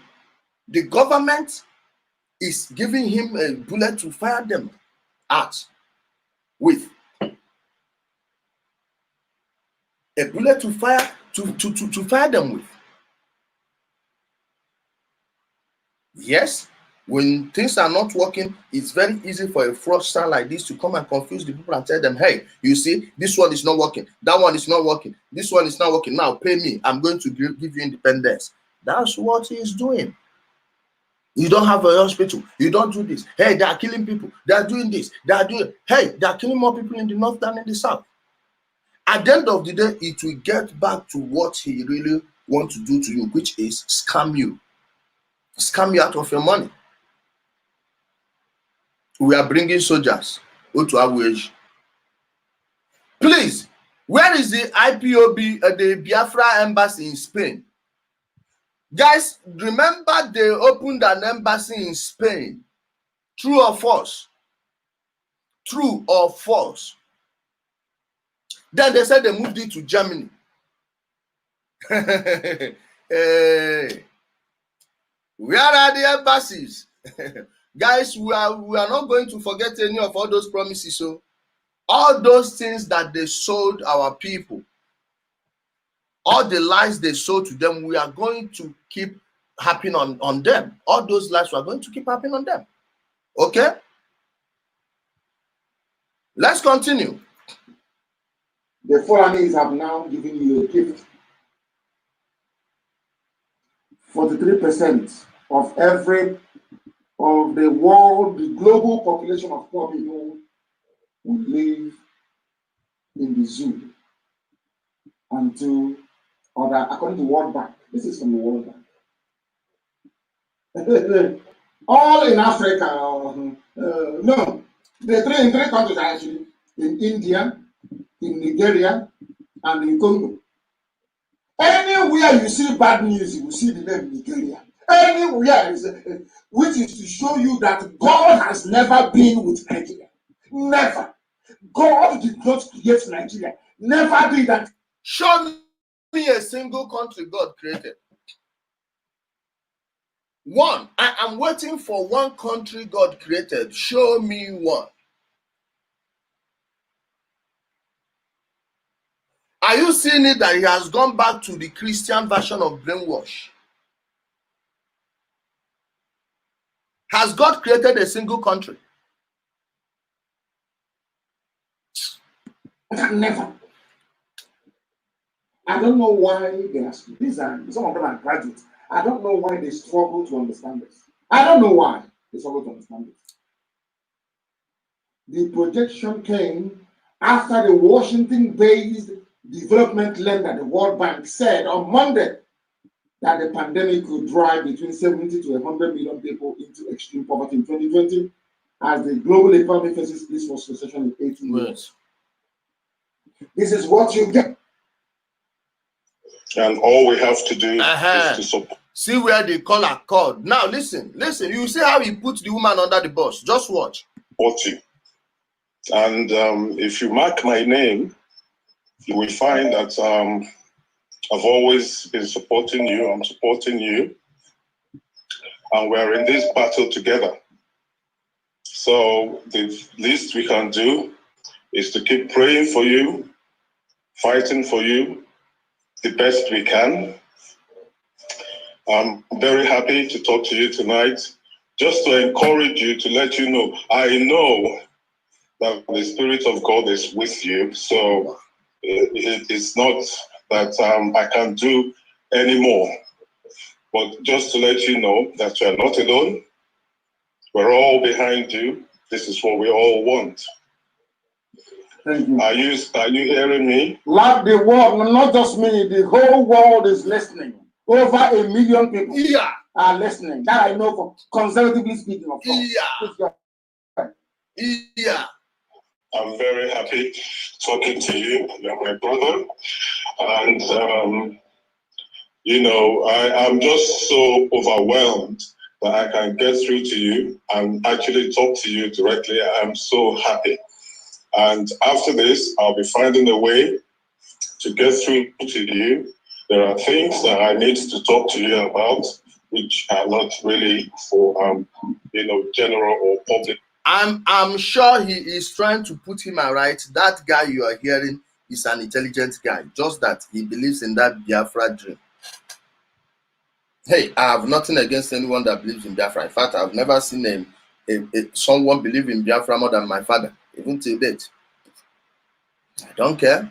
I don't bring the discussion when I'm speaking with him. No, and he knows he can't bring it up when we are talking. Because we are family. Politics shouldn't come in between us. But I know people like him. Those are smart people who actually think that this guy is doing something for them. Hey, my brother, I know you from your voice. You've been here before. I don't want to give it out. One, leave this guy. There is nothing you are doing is going to go past the ceiling. It's all about the money. Believe me, it's all about the money. I want to skip it because this side is so boring, so flat. I want to skip to where this brother started talking against the prophecy. You see how this guy like this switched. Watch it.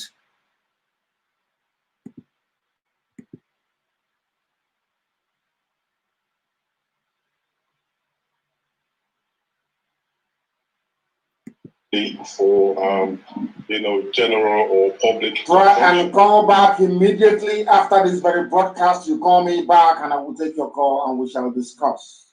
Thank you very much. Okay, thank you for calling. Just say one thing. Of course you may. Go, please, Basil. Go ahead. Okay. Now, about your guests tonight, your prophetess guests from the US. Our prophetess, not just mine. Our prophetess, not just mine. Wait till we are coming. It belongs to all of us. Okay.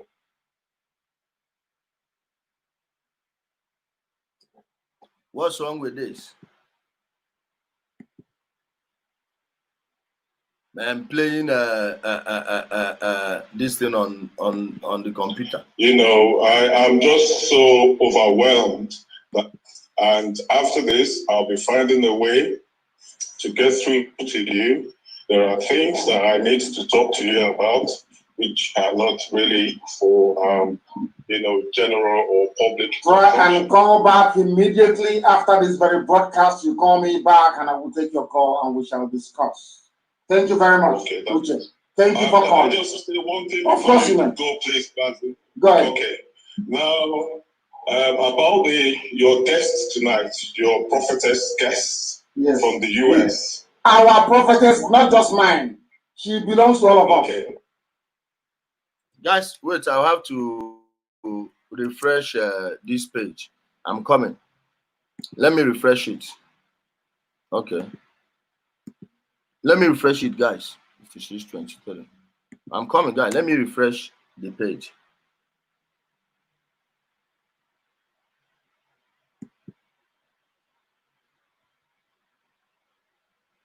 I'm coming, guys. Give me a minute, okay? We're almost here.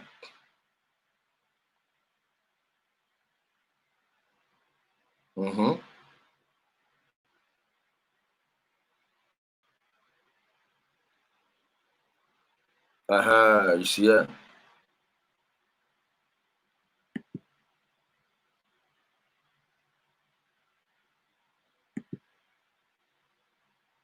Can we offer them? And by the way, you are actually right. Wait. To give it some weight. I'm not trying to discourage people are listening. That I know for conservatively speaking, of course. Wait. I'm not trying to discredit anyone, but people are listening. That I know for conservatively speaking, of course. Please go ahead.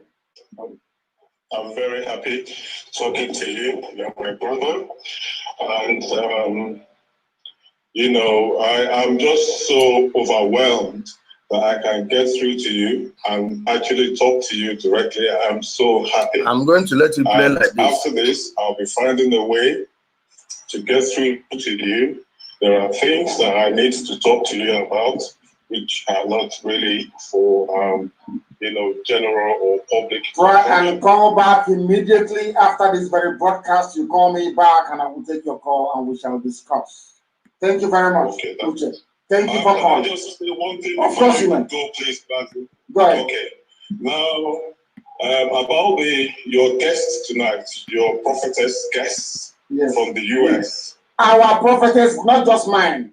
She belongs to all of us. Okay. All of us. Okay.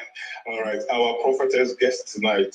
First of all, I like to I appreciate you for being such an open-minded person. You have demonstrated tonight, you know, that against what people are saying about you, you are open to diverse opinion. You listen to everyone. You're not just imposing, you know, your beliefs or thoughts. But, you know, you listen to other arguments. My view is this. That woman, and a lot of people are like that. You know, I'm not trying to discredit anyone, but people kind of like reason something out, have an opinion, and they want to put it on God to give it some weight. Do you understand? Now, is that what you think she's doing? Well, I am 100% sure about that. See, in the Bible, God never used any prophetess. There is no woman prophet in the Bible. Read the whole Bible from Genesis to Revelation. You will not find one. What they will tell you when you ask them is that, oh, what about Deborah? Deborah was a judge, not a prophet. And when God revolution as a judge over Israel, he said to them that it was as a punishment to the men of Israel who were disobedient to him, so that you know that it wasn't really in God's plan that a woman should be a prophet. Do you understand? Yeah, I'm listening to you. I'm not a theologian, so I'm not an expert in that very field. Okay. But I'm willing to learn from you, please. Teach me. I want to learn. Without prejudice to our prophetess guest tonight, a lot of religious jobbers, that's what I call them, they are jobbers, right? Would, you know, reason out something or think of something, think an alternative to Biafra, which they are scared of. I know these people very well, believe me. I know them very well. They are so scared of Biafra and they're thinking, okay, what is the alternative? What next alternative can we offer them? And by the way, you are actually right. You're actually right. The prophetess was a title that was given in recognition, not that the Bible, because it is actually in parentheses. So not that you have somebody called a prophetess. Nobody was called a prophetess. Are you seeing? I've seen it now. Nobody was called. Just a term of. Are you seeing? Confirm, copy, and paste. Type on Google as you are hearing. That's why he is always behind the camera. He doesn't want to show his face. Tell me who is looking for this guy that he doesn't want to show his face. Who is looking for him? Nobody. Nobody. Watch the day he will come to shout like a madman, like a mad dog that got a excess dosage of injection. You will see him. Are you seeing? No, this is just not. We are not at 45 here too. You will see a full 180. A full 180. Don't worry, we are coming. There is no such thing. I can tell you that. They have all these followers and you know all that because our people, or should we say their people, are just such people who are always looking for the easy way out of everything. You know, they have this escapist attitude where they just believe in this ecclesiastical, you know, divine intervention in their life. So whoever puts themselves forward as coming from God, you know, they all, you know, go there and, you know, just obey them and listen to them. Can I ask you a question? I believe you go to work every day. Is that correct? Are you a student? Do you go to work? Well, I am a compliance consultant. I'm a lawyer. Oh, very good. By training. Now, if you don't go to work, will you get paid? Sorry, what did you say? If you don't go to work, will you get paid? Will you get paid? If you don't work, will you get Of paid? course you will. Of course you will. You will not. No. You will not get paid. So that even though God has a plan for you, has a job for you, you actually need to go to work in order for you to get paid. Is that correct? Exactly. Okay. I'm just asking. Just asking. You're right. You're absolutely correct. But here, well, in Nigeria or nigger area, they don't want to work to get paid. So whoever can tell them that they can get paid without working, they will all come to that person, and the person will end up, taking from them the little that they have. Exactly. That's not in you. That's what's going on there. So whoever wants my dear brother, please talk to me again after this very program. Let me take this very call that is coming. Try and speak after this program. The caller on the line, can you hear me? Then, guys, if you see after this brother called, another person called, I know that woman, she wants to be the Rasputin. And someone just typed, oh, Rasputin, I've heard another one. Hey, as an adult in 2020, you're hearing the name Rasputin for the first time and you're coming here to talk to me. Are you stupid? Huh? Guys, remember around 1999 when this themed t-shirts started coming out. You see personalized t-shirts. You see Craig David and the rest. Hey, while you were buying Craig David, Shaggy, and the rest, hey, I was buying Rasputin, Karl Marx, Lenin, all those things, all those guys. I studied them long before now. And someone mentioned Rasputin. Go there and check the comment section. After this brother, the next call that came in. And that was where this guy put the woman under the bus. It's very, very shameful.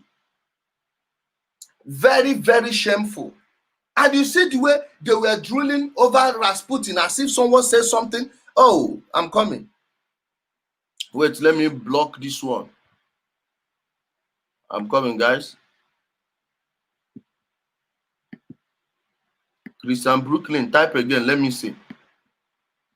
Because someone mentioned Rasputin. Guys, wait, let me play it. I want to play it to you. Just that we are running late now. He is not paying attention. The caller on the line, can you hear me? For the last time, can you hear me? No, they're not paying attention. The caller on the line, can you hear me, please? The caller on the phone is not paying attention. The next caller, can you hear me? Hello. Yes, please, your name and where you're calling from? My name is Obin Nawanko. I'm calling from London. Hey, you people have woken up in the UK all of a sudden. Please go ahead, Obin. The word is Namde, I'm very proud of you because I'm from all my heart. Oh, wonderful. Yeah. A blessed land. Wonderful. Thank you very much. Yes, I'm very proud of you. And just in continuation to what the earlier caller said, that woman has Rasputin spirit. They always go. Please take this on her, please. I happen to I don't know. She came and she spoke very well. So I do have the Rasputin spirit I'm referring to is those who go to the Tsar. Always they have something from God. And that shouldn't be the case. What we are pursuing is logical, is straightforward, is 1 + 1 is 2. Yes. That is what we are looking at. It's not what God is going to do. God is not going to miraculously. Freedom is free. But in the history of mankind has fought for freedom at each point. However, it's free. But we must fight. Okay, you're saying that freedom is free, but you still have to fight for it. You still have to fight for it. Even in Cuba, it took 5 years, 5 years plus for them to get a Cuban revolution. You still have to fight for freedom. It's not just free, but you still have to fight to obtain freedom. But let me ask you, let's have this conversation now. Do you think that let's put it this way. So anything designed to kind of do you believe that even within the present condition of the zoo, that any devolution of power is some kind of freedom fighting as well? Do you believe in that? No. Even it's not. No. It is not. No, it would never work. Guys, Okay. please. Restructuring would never. If you watch, this guy is about 48 minutes and 39 seconds left. You can skip to that place. That means it's an hour and the 47th minute. Then from within that range, go and check from there. From then on, he just kicked this woman to the curb. He just kicked this woman to the curb. Where are all these fake accounts coming from? Eh? All these fake accounts, where are you people coming from?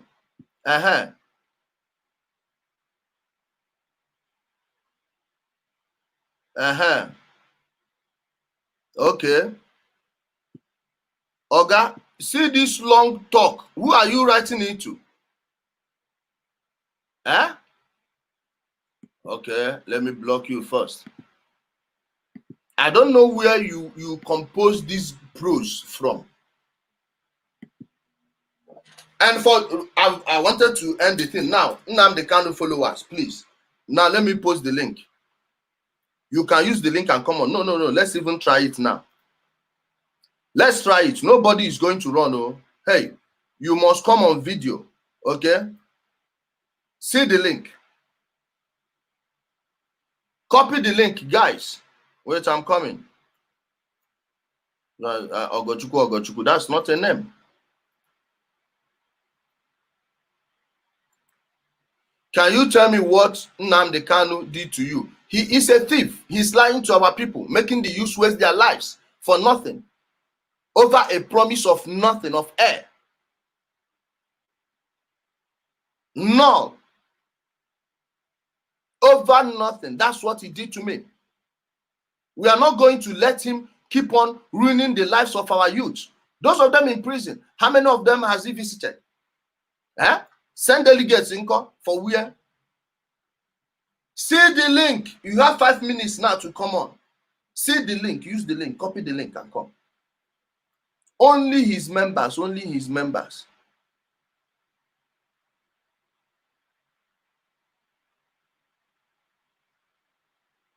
Watch it. That's the link. Copy the link and come. You have 5 minutes. Okay? Since you people really want to push it. I told you when you brought this here, you people cannot carry this load you are pushing. Oh yeah, oh, come on. Oh, I didn't know your father is Osita Ishiwu. Ishiwu, add E for the name to be complete. Is Ishiwu. Is Ishiwu. Osita Ishiwu, add E. You missed the E. You omitted the E after the second I. Ishiwu. According to you, I'm quoting. Your father is a small boy. Ewo Kaya, I didn't know. And how did you manage to give birth to your mom? If it's that small, stop disrespecting your father. Guys, we are waiting for you people. Oh, come. Of getting what land back? My dear, your land is there for you. Oh, Oliver, I didn't know that your father is this stupid. Man, some people were disappointed when they found out that their fathers had children as you also. Sorry, it's not your fault. It's not your fault. At first, I thought this guy is human being. My dear, how can a goat know what a human being looks like?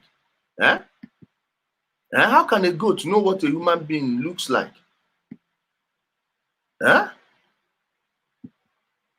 They do best. If I know share waiting again, not you know. Of course. Can you tell us he is a thief? How many times will I tell you that? He's a criminal.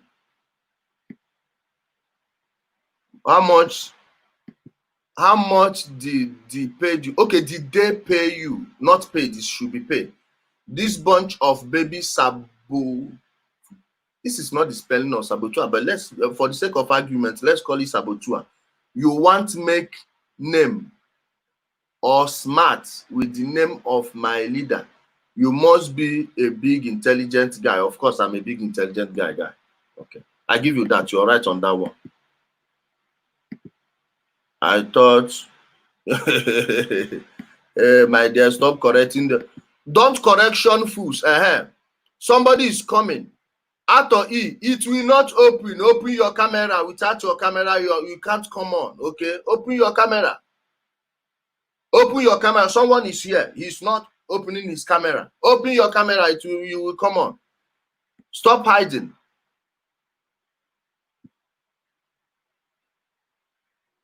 You don't know who you are fighting with. Let's see. Now, since 22nd of June, no. Anuman. Okwadna Dekado. Ezigbo Anuman. Mpamadi konya ano. Anuman. You are right. Nze Ugochukwu. You are right. Ezigbo Anuman. This useless Nandikado. Confirm Anuman. Ewu dike ya de hob. Ndi. Ezi mmiri mara. Ezi mmiri mara. Ezi na ya kwa soko. Ezi kwa shoko joya. You are right. Ezigbo Anuman dị here. Kai.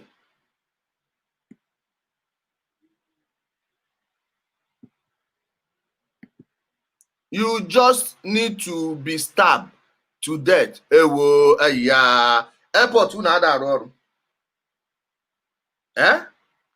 Airport una ada. Airport oye he na akwa Germany ka ino ka ebe.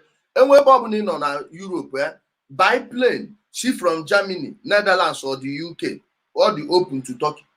UK, Netherlands, Germany is open. Bata oh.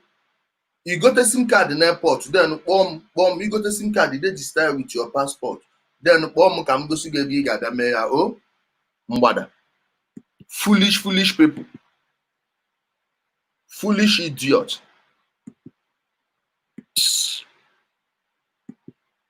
No, they buy again a list. Who else? You are doing this nonsense because Han never taught you. On a no get members here. You know no road to Turkey. On a members there, man, make you bring the corner, make the do Mumu. Hello. Yeah, hello. Hello. Yeah, good evening. Yeah, good evening, Ijele. How are you? I'm fine, my brother. Don Ike Chubike. Welcome to the program. Yeah, thank you very much. Okay. Can you hear me? I can hear you, brother. I can hear you. All right. Actually, I wanted to know. I wanted to know what is going on. What is going on on social media with our so-called Igbo people. I don't know. We are everybody, every broadcast I always listen to. It is either they are fighting war against themselves. I don't understand. Are we actually agitating for Biafra or what? Is it or we just come to social media to fight war against ourselves? I don't just understand. Please, I don't know where the so-called Igbo people are. Me, I'm an Igbo man. I'm not a so-called Igbo man. No. I am a bona fide Igbo man. So I don't know where the so-called. All right. I have been okay. Now you said you are an Igbo man, right? I know you are an Igbo man, and I have been following you for a very long time now. And all I do listen to you, all you always say is, all you always broadcast here is, all you always fight against Nnamdi Kanu. Nnamdi Kanu do this, he do that. Fine. Maybe he might, just like you said, he's a thief, he's a criminal. And I have been following, at least I have been following you for at least for more than 2 months now. Okay, and it is I've been following for more than 2 months now. Wait, now and since those 2 months, since those 2 months, is Nnamdi Kanu after Nnamdi Kanu, right? Yeah, he's always Nnamdi Kanu do this, Nnamdi Kanu do that, he do this, he do that. I am not saying you are not right maybe over what you're saying. Understand? But I know none of us here are sent. You yourself that is castigating Nnamdi Kanu. You also have your own wrongs. Understand? But I think this is not what we should be. My brother, 1 minute, please. Before June the 22nd, majority of the videos I've been doing are not about Nnamdi Kanu. Please. Before June the 22nd, you will not find more than 4 videos out of the many videos I'm putting out. At some point, I was putting out 3 videos every day, especially at the height of the lockdown. Then I started morning, please. Before the 22nd of June, I've not made him the center point of my teaching. Go and check many things I've talked about. You find out that he's not even near 5% of what I said. Now, I am doing this one because they picked a fight with me. And before it began, I told them that this fight, they started it, I will end it. So since they started, all right. They've told me many things they will do to me. And I'm not going to shut up until they've done those things they said they will do to me. I don't know if I've made myself clear to you. Okay, all right. I understand you. But to me, I think this is not the way forward, because I believe we all are agitating for what? Biafra. You want to, you yourself, I know you want to be. Okay, does it mean you don't want Biafra, or you just want one Nigeria? What are you agitating for? Please don't put words into my mouth. Let me correct it. Not that I don't. The division of Nigeria is not in your hand. It's not in my hand. If it happens, it happens. See where mine is. I want to make Igbo land work first. That is my own. Whether Biafra will come or not is a different ball game. Are you understanding? So currently, I'm not agitating for Biafra. Why am I not agitating for Biafra? It is not feasible. There is nothing, no sign anywhere showing that a new country is going to emerge from Nigeria. And having that in mind made me stay out for a long time. But after some years watching Nnamdi Kanu as he keeps repeating the same thing over and over again, keep lying to our people, and now what brought this last one was when I saw these people with the Obi Kererenke video, and someone was at a corner shouting, "Our boys are ready. Our boys will do this. We are this, we are that." And you go to Nnamdi Kanu's page, you go to other IPOB pages, the things they are saying, you'll find out that they are actually warming up our people for another chaos. Meanwhile, from last year, I started noticing how Nnamdi Kanu is busy looking for wherever there is crisis. The tanker incident happened in front of Eastern Academy in Onitsha. Ochanja Market caught fire. He said it's Hausa Fulani. Okay. If had someone killed a Hausa man in Nigeria or burnt a vehicle, a lorry belonging to Hausa people, do you know that all our buses, our people's buses and the lorries in Sabongeri will be burnt? What about the people that are on the way from Cameroon, from Mubi, heading down to the east, that are coming? Innocent people who embarked on a perilous journey from a volatile area like Mubi. They will survive that one and come out in the middle of the city, or people will stop them and burn all of them in their vehicle, and they will be justified. I started looking at this. I said, hey, this guy is trying to engineer a problem, and my anger is this person engineering this problem, none of his family members are in Nigeria. The only family member of his you can say is in Nigeria is the one that is in the police force. And how can your sister be in the Nigerian police force and you are here every day calling Nigeria a zoo? Does it make sense to you? To me, it doesn't make sense. I don't know if you get me.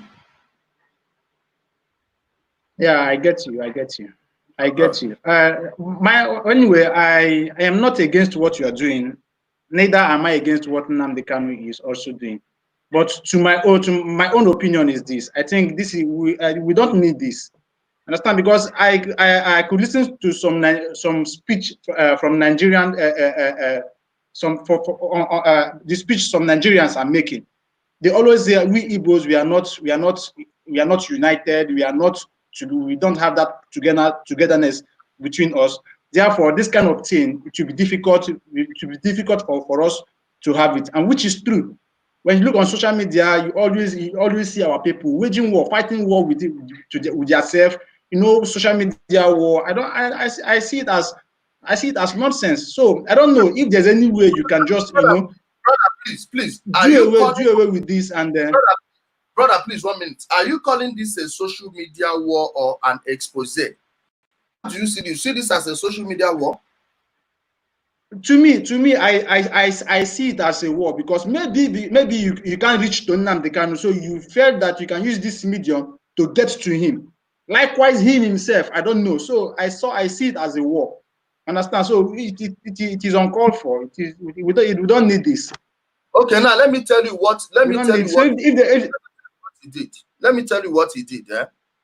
He once peddled. He promoted the nonsense they are spreading, that his younger brother, not me, is into human trafficking, that his brother Emmanuel was in Libya, not me, and he is into this business of allowing his dogs and minions attack people who don't follow what he's saying, and they are into the business of taking down people's accounts. They are even boasting about it, bragging about it. Do you know that IPOB people online, especially those of them in Norway, they were bragging about how they deported one guy from Norway who was against what they were doing, and this guy was a member of IPOB. Do you know that story? No, I'm not familiar with that story. Okay. Yeah, I'm bringing all these things to light, and having been someone who is close to people in government, not to brag. People who is close to people in government, if there is anything, like if Nigeria is going to break, at least I'm going to see the World Bank stop giving Nigeria loans. You are going to see the IMF stop giving Nigeria loans. You'll be hearing about Igbo people, things happening in our land everywhere, from wall to wall, on every TV network in the USA and Europe. But those things are not happening. Now, having someone staying at a place promising our people these things that are not happening, nothing is even in the horizon. Instead of taking the advice I gave him, even a lot of people gave to him when he came out from prison. Even there are people in the studio. So when I finish, I'll give you 3 minutes to wrap it up. Then I'll bring Williams Gonzalez. Okay, all right. Knowing that this guy, at the end of the day, what he wants to do is to be the holder of power in Igbo land, and he's not willing to come out and say it. Rather, he is fooling the people into believing that he's bringing them Biafra. Now, how would you go to the European Union, this thing in Brussels? You come out and say you met with people when you didn't. It doesn't make sense. All those things are the reasons our people are going out to kill themselves, thinking that someone is behind this guy who is going to talk on their behalf. At the end of the day, it's nothing. Next thing is in front of an armored tank, standing like a stick, a skeleton, taking a picture in front of an armored tank. What message is that sending to the Nigerian military?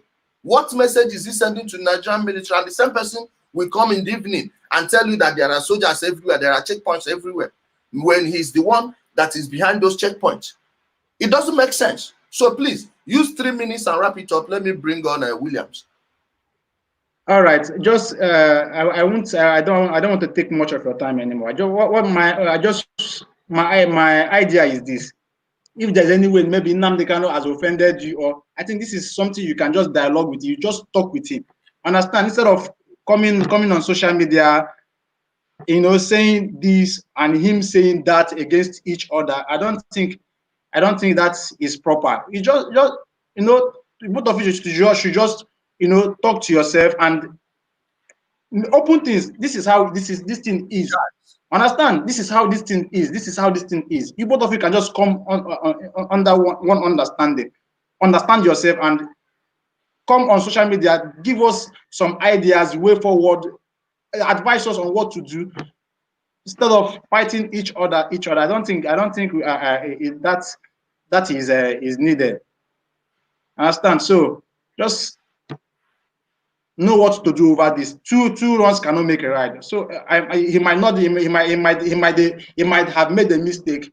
You cannot because he made a mistake and you are also making your own mistake. No. If he made the mistake, you just call on him. This this thing you said. This is not how it is. This is how it is. Understanding will just come in there. These people wanted to fight me for correcting the false history. He was peddling on his show.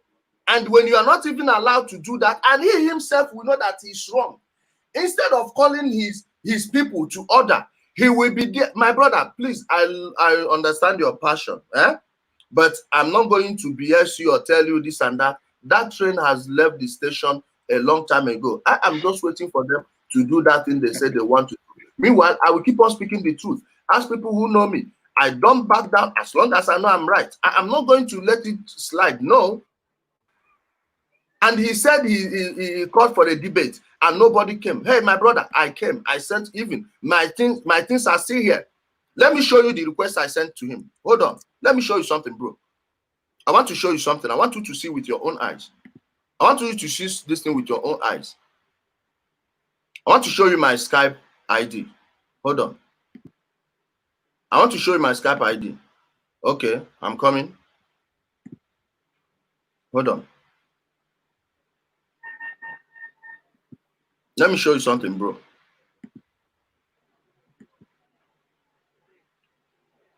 I was on my own doing my program. Oh, his people came.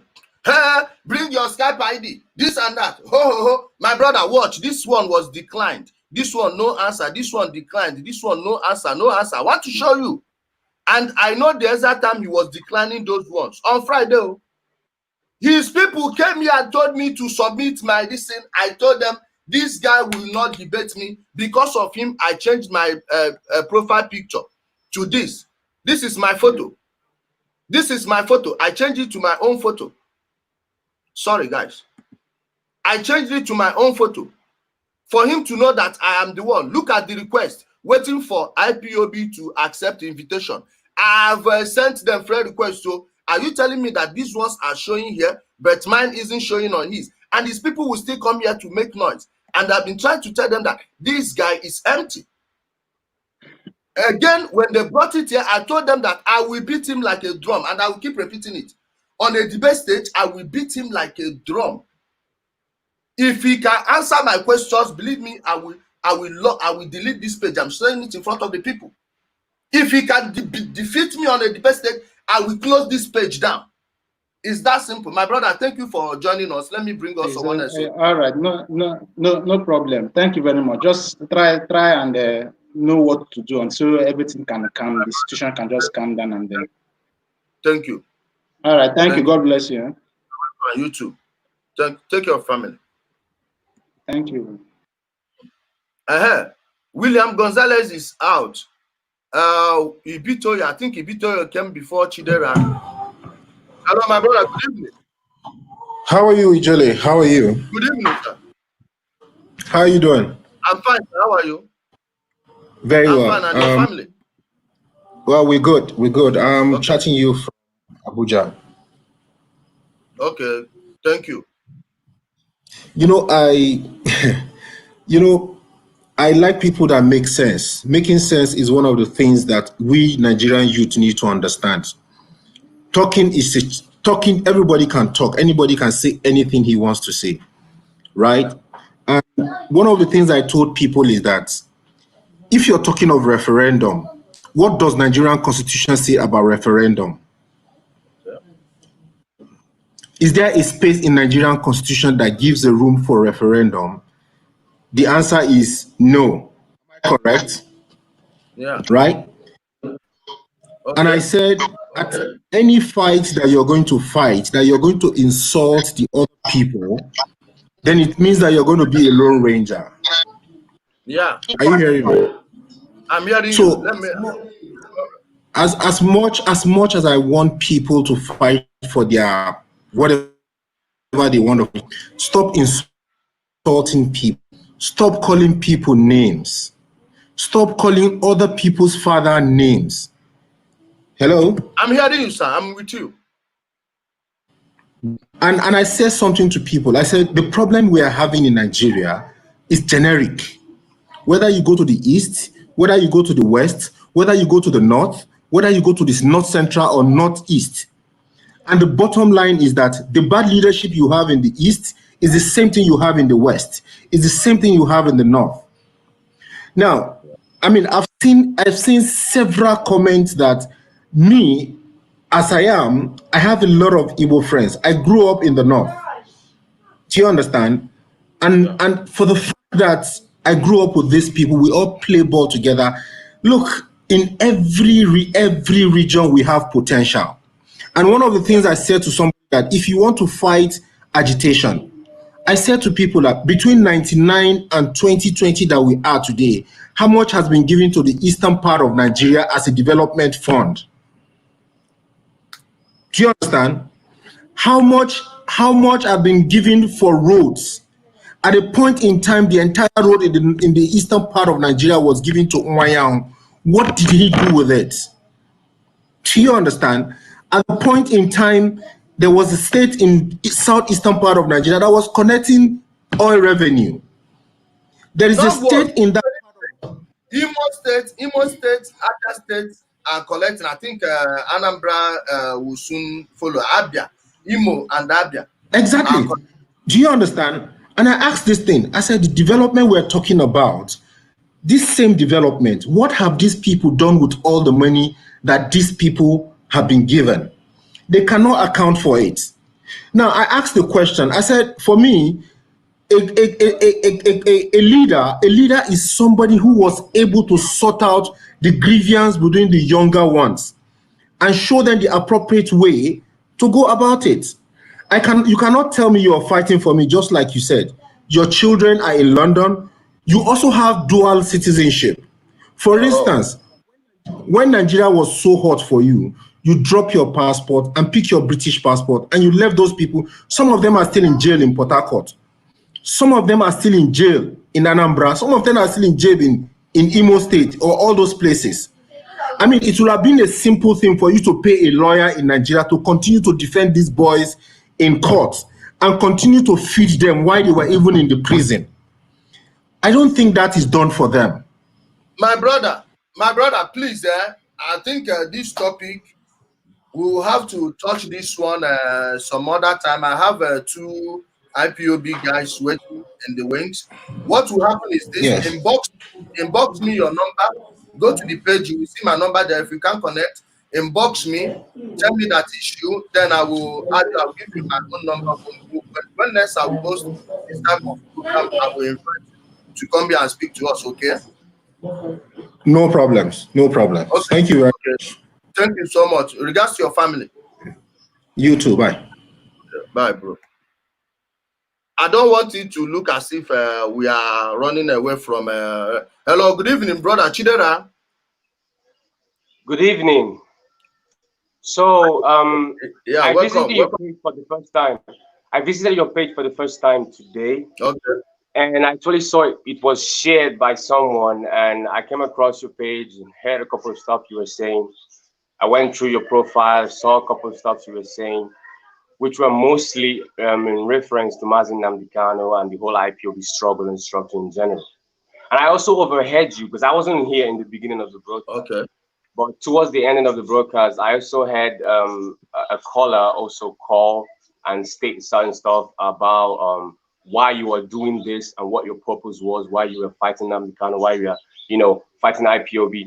And you say that you were trying to expose that this is not a social media warfare, that you're trying to expose what you believe is behind the scenes.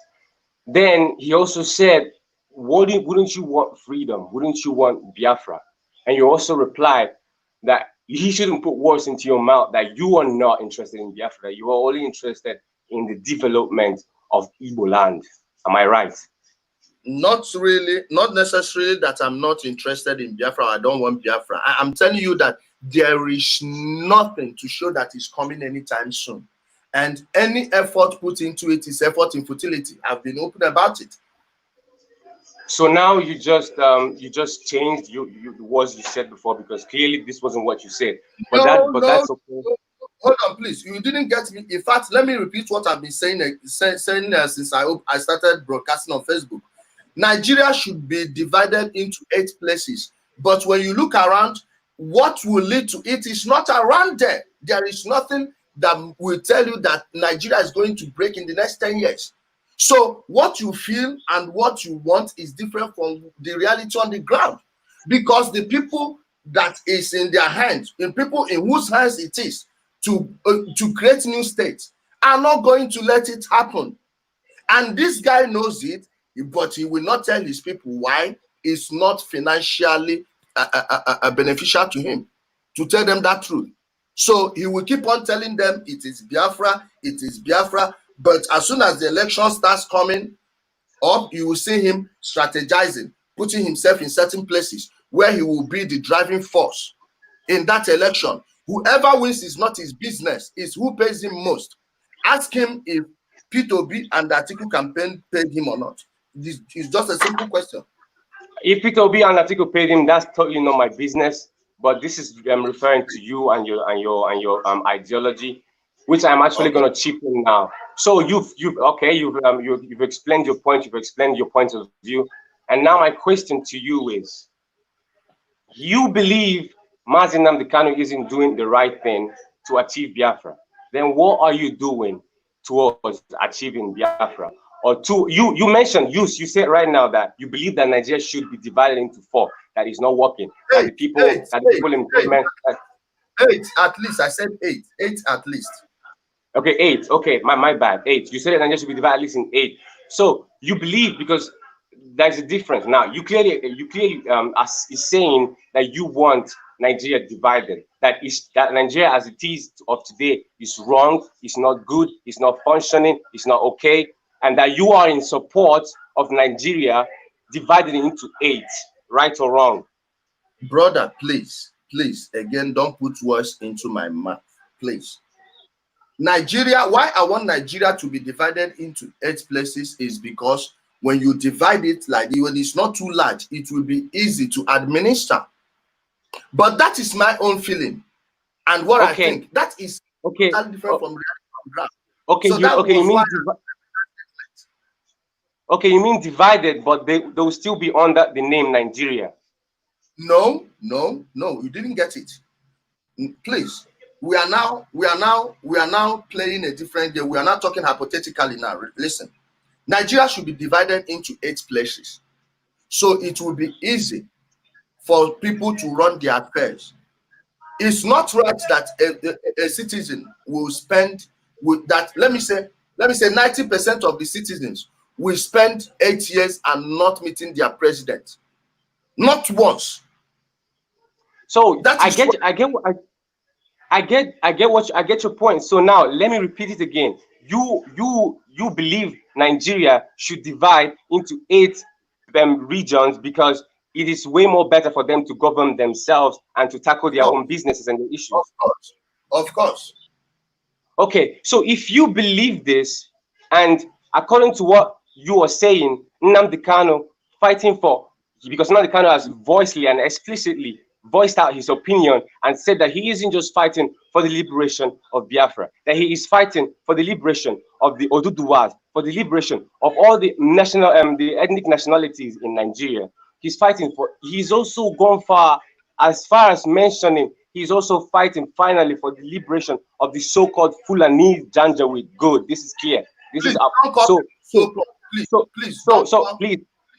Please don't call people so-called. Please say the Fulanis or the Hausas, and there are other ethnic minorities there too. Please don't use the word so-called when you are talking about a people, a nation. Please. They are being called Fulanis. Okay, I say Janjaweed, the so-called, because that's the terminology that is being used, the so-called Janjaweed. But I say the Fulanis. I didn't say so-called Fulanis. So he has voiced out fighting for all these people. And from what you were saying, you were also saying that Nigeria should be divided into 8 regions, and you're also saying that Nnamdi Kanu, the way he's doing it is wrong. He's not doing it right. So what exactly are you doing to do it right if you believe that Nnamdi Kanu is not doing it right and correctly? My premise is not that he's not doing it right. He is not doing anything. He's not doing anything exactly. Yes. This is just noise making. He's not. Okay, he's making noise. Good. So you believe, because this is not me believing. Now, this is you. You believe Nigeria should be divided. So what is your contribution and what is your plan in order to make Nigeria, be divided into these 8 regions as you just mentioned, and making everyone be autonomous, rule themselves and govern themselves, their personal affairs, etc. It's not within my power to do that, and any effort towards that project is an effort in futility. That is what I want you to understand. Let me tell you how. Okay. So you believe, okay, now I get you even clearer. So you believe that Nigeria should be divided into 8 regions that could take care of their personal affairs, and you also believe that, not just believing that they should be divided, but any effort that is being put by anyone to divide Nigeria is totally useless and impossible. Currently. Now, let me tell you why. Let me explain to you how. To have a new state, the Bank of International Settlements has to come in, the IMF, the World Bank, the same people who created all these artificial boundaries in Africa would have to be involved in it. But guess what? Those people have no incentive to divide Nigeria. Why? If they divide Nigeria that way, the way you think, they would have to divide other African countries. And doing that is not what you just sleep and wake up and do. You know why? Yes, I already think, I've already thought this through. I already know but I keep pinpointing it now. You keep saying this, and yes, okay. So you believing that these people, these so-called elites, these so-called powers are not in total accordance, and they will never agree or permit Nigeria to be divided because of what they are benefiting. So does that mean that you have given up, like you believe that since nothing can be done, these elites don't agree? That means you've given up and you've accepted defeat, and you've accepted to be slaves to their institutions and their creations. Do you have a choice? You have a choice to fight, and you have a choice. If you believe that you have a solution, you implement the solution. You know the truth. Now, this is different. There's a difference between being a slave and a slave knowing that he is a slave, and a slave not knowing that he is not a slave. So if you know right now that you are a slave in the current Nigerian institution, in the current way Africa is being governed and ruled by the international bodies, the colonial masters, we all know this. If you know that you are a slave and you know the truth, what are you doing? You've totally given up. That is, from what you're saying, you've given up from what the due to the international bodies and everything. So you've given up because that's what you're trying to say. Please, brother, spare me the talking points about being a slave and not knowing that you are a slave, because I'm not sure you know what slavery means from the angle you are coming from. Now, let me ask you, show me a single country since the Berlin Conference, since the Congo Conference divided Africa as we know it today. Show me a single country that was created without the support of these people. Show me one. I want to hear. There is no country in Africa that was created without the support of the so-called powers. Yes, I believe so. Okay. Now, what makes you think, like, if you know international politics, you wouldn't even bring up the argument of these people ever allowing Nigeria to divide? Now, let me show you how they can allow you go. If you have a president in Nigeria tomorrow that tells these people, hey, the Bank of England, you are not going to be manipulating our currencies the way you are, our currency the way you are doing it. Hey, ExxonMobil, Shell, you are going to be paying us at the market price. Hey, this mining company, you have to leave. We have to, hey, even Nigeria trading with the Chinese directly with Naira and RMB will divide that country tomorrow. Now, do you have a president who is powerful enough to tell those people to leave? The answer is no. Why? Okay. Now let me answer your question. So from you've not answered my question, because I'm taking the answer I'm taking is that. So before I go into answering your question, since you didn't answer my question, because you clearly are not. Tell me the question, please. Hold on, please. You won't use that tactic on me. Tell me that question I answered, because we are still here. I'm not answering any other call. I want to. I asked you. You didn't answer. The question I asked you was if you believe that none of these, like you believe that you being a slave, you know you are a slave in Africa, you know you were a slave in Nigeria, you know that these international bodies. You just asked me a question.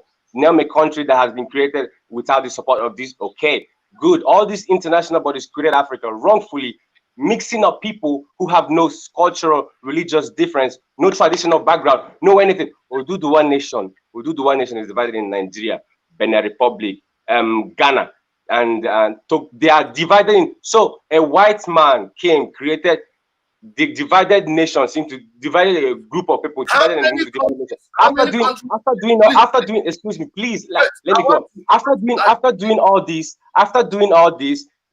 you are, from what you're saying that if an Oduduwa man decides now to fight and say no, he wants to reunite everything. From what you're saying that it is useless and that they don't have the power to do so because of these international bodies are not going to agree.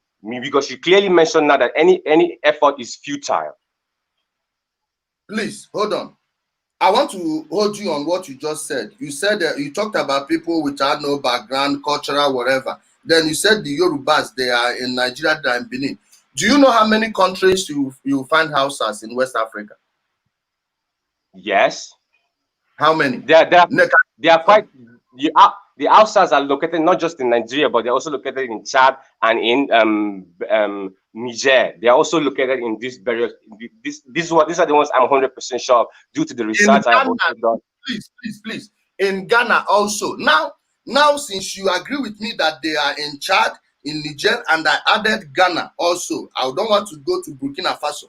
Please, doesn't that kill your original argument that there are people without a background and culture when you started mentioning the Yorubas being in Benin Republic? Doesn't that cancel your argument?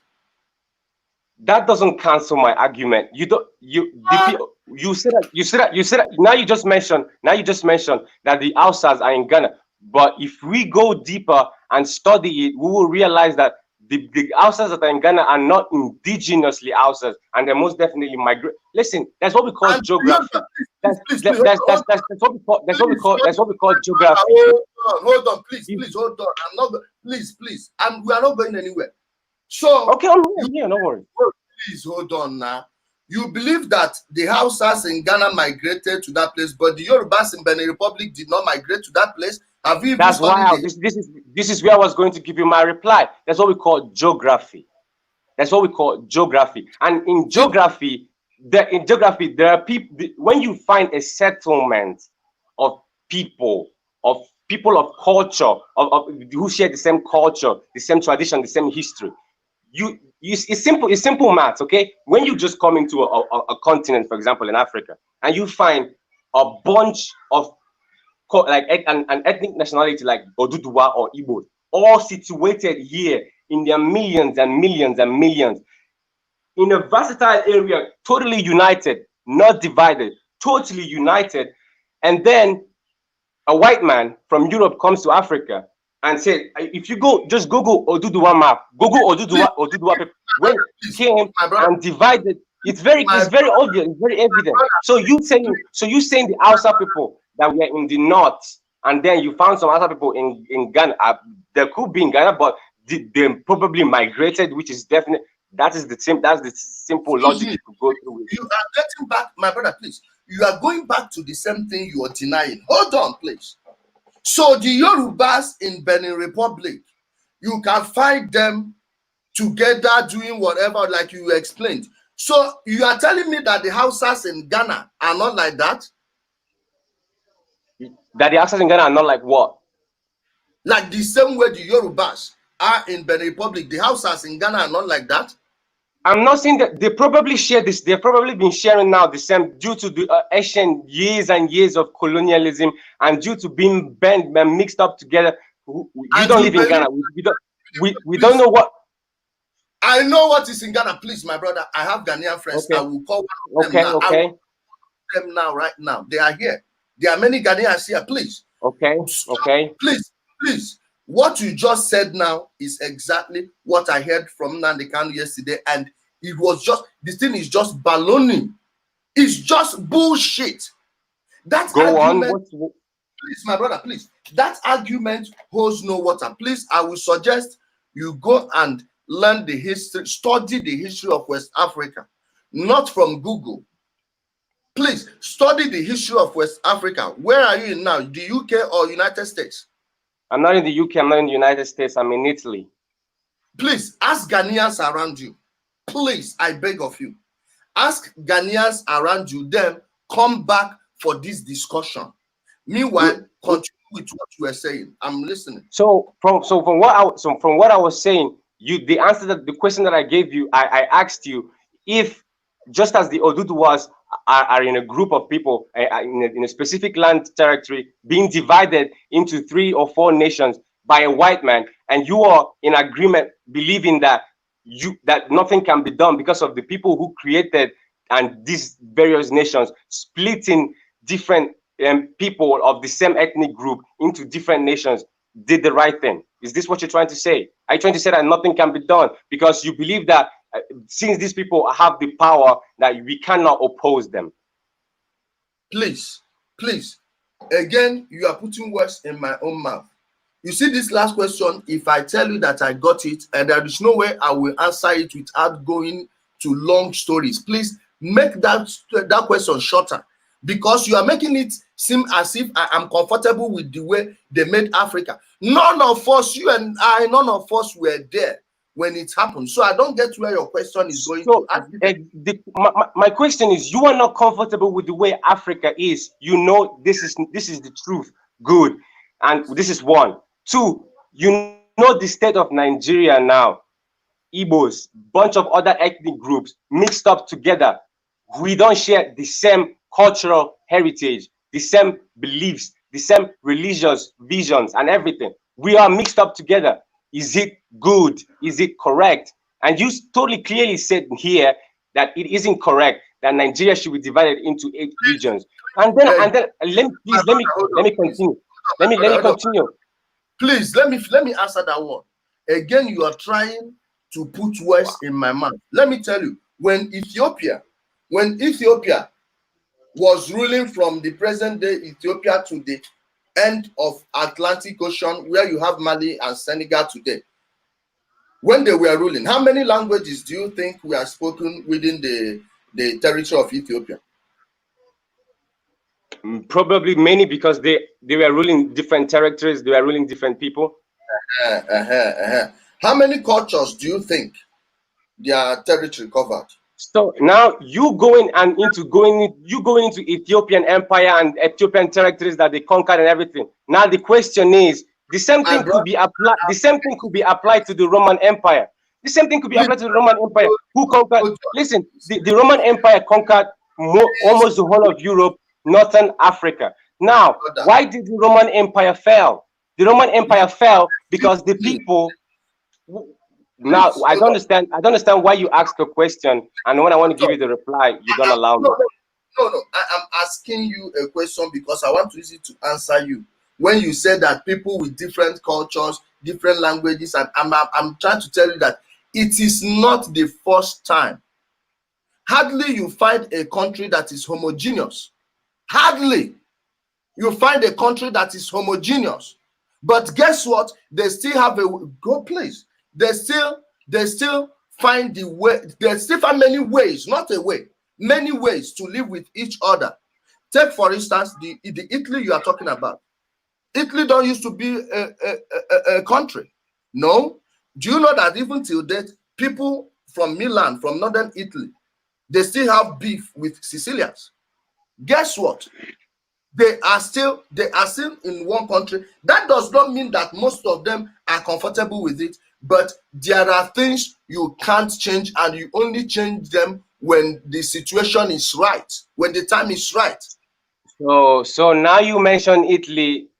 This is literally where I live, so I can actually proudly tell you, yes, in the northern Italy, there is a movement that these are, if you know history, Venice was a big territory in the northern Italy. The Venetians are currently There is nothing you will tell me about Italian history. Please, I understand where you're going. Okay, okay. They are currently in fight for their own independence in their own region. Now you comparing Italy to the current Nigeria. You say yes, the Northerners are always in contrast with the Southerners, but in contrast with what? What the reason why the Northerners are in contrast with the Southerners? And if you ask any Italian, if you come to Italy, you verify yourself. If you Google and simply ask, the reason is simply because the North believes that the South isn't working hard enough to contribute for the towards the positivity and the economic growth of Italy. Again, this is the reason. That is Google, please. Again, no, that is Google. How can you say it's Google when I live in Italy? I communicate with Italians. I live with Italians. I can go to my neighbor now and ask my neighbor. Please. I'm teaching Turkish people to Ottoman history also, please. That someone is from Italy. If you want, I can pull up a video here of somebody interviewing American citizens and they don't even know where Mount Rushmore is. They don't even know things. Don't go and pick any Italian you see. What I'm telling you is a historical fact. Okay. Now we're not being rational because when I tell you the things that especially where I live, you don't even believe it. You want to impose your own point. Please, why don't you let me give you my own view? Then you go and ask the person. How can you ask the person what you're saying when you've not even heard from me? Listen, please. I don't even need to ask. I said if you need proof, I call an Italian here, right? I live in Northern Italy. I've lived here for over 10 years. I know the reasons why the North. Why is it that Northern Italy is pushing for independence? Google it. They're pushing for independence. Ask yourself, where are the major cities in Italy? Major cities, you find Milan. If you go to Milan, where is Milan? In Northern Italy. And the Northerners believe that they are the ones pushing the economy of Italy, and meanwhile the Southerners. This is the contrast. But in Nigeria, we're not talking about economy pushing. We're talking about people in the North, Fulanis believing in Sharia. People that because of cow they kill. This is the contrast. You interview a Northern scholar, and you interview a Northern scholar. You ask him if it is correct to rape a 6-year-old girl and marry her. He says yes. This is what Biafrans are fighting for. We don't share this in common. We don't. Excuse me, please. I want to hold you back on that, Italy. The problem between Sicilians and Northern Italians is not because of whether they work hard or not. Go and study Italian history, please. Now, go and check before even the Holy Roman Empire. Go and check how Rome rose and dominated the whole place. That problem you are seeing did not start 200 years ago. Neither did it start 1,000 years ago. I'm teaching you things that will make you feel embarrassed by the time you go and ask a historian. You are literally talking with a student that's this thing you're saying now. The Roman, I studied all these at school. I know all the, and I'm telling you that if you bring and if you come, you keep saying this over and over, but you're talking with someone that lives in Italy. Okay, tell me, excuse me, please. Tell me the people the Romans took power from. In Italy, in that your Italy. Tell me the people the Romans defeated last. Okay, first things first, in Italy, there was nothing like Italy. There was nothing like in Italy. There were different kingdoms. In the south, you have the Sicilian kingdom, you have the kingdom of Naples, and in the south again, you have the ducat. Why do you keep doing this? Please, wow. Guys, can you just listen? Please? Hey, I expect you to call the Lombards. Okay?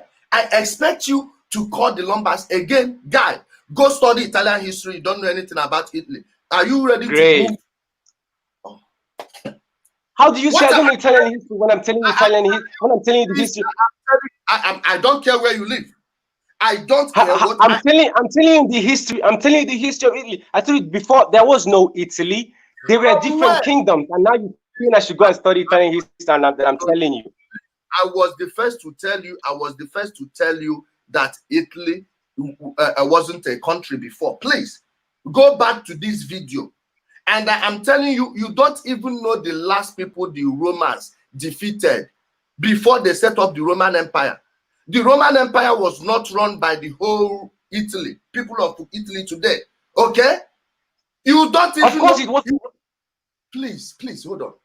You are starting history maybe 500 years ago. I am telling you things that happened before the Roman Empire, before the Romans woke up. And when you are telling me Naples, there was nothing like Naples then. Please. There was nothing like Naples. Take it anywhere.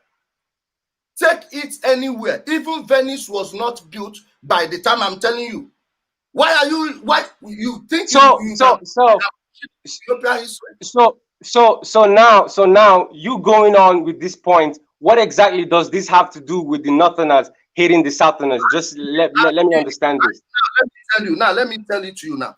Listen, that you have different cultures, different traditions within the same country is not a problem. It is not an issue. Let me tell you why I said so. Whether you are living with 10 different cultures, 20 different cultures, or one culture, when there is corruption in the society, you will keep up having problems, and people will be exploiting the tribal and ethnic differences. That is not the problem of Nigeria. The problem of Nigeria is corruption. Forget about what people talk about unity. No. I don't care about unity. Which I'm not doubting. I believe the problem, one of the problems of Nigeria is corruption. I am not that. You see, this is where I reason my topics. Okay, yes, corruption is part of the Nigerians' problem, and also another thing part of the Nigerians' problem is the people, the mentality between a South. Okay, now we keep saying this over and over and over and over again. Why is it? Why is it? Do you believe it is right for a Northerner who believes that a 6-year-old girl has the right to get married and have a kid? Do you believe it's right? Do you believe this is okay? Please, hold on. What you are asking me now is something that is not. When you say 6-year-old kid, I don't know a single Northerner that believes that a 6-year-old kid should get married to an. I don't know a single one.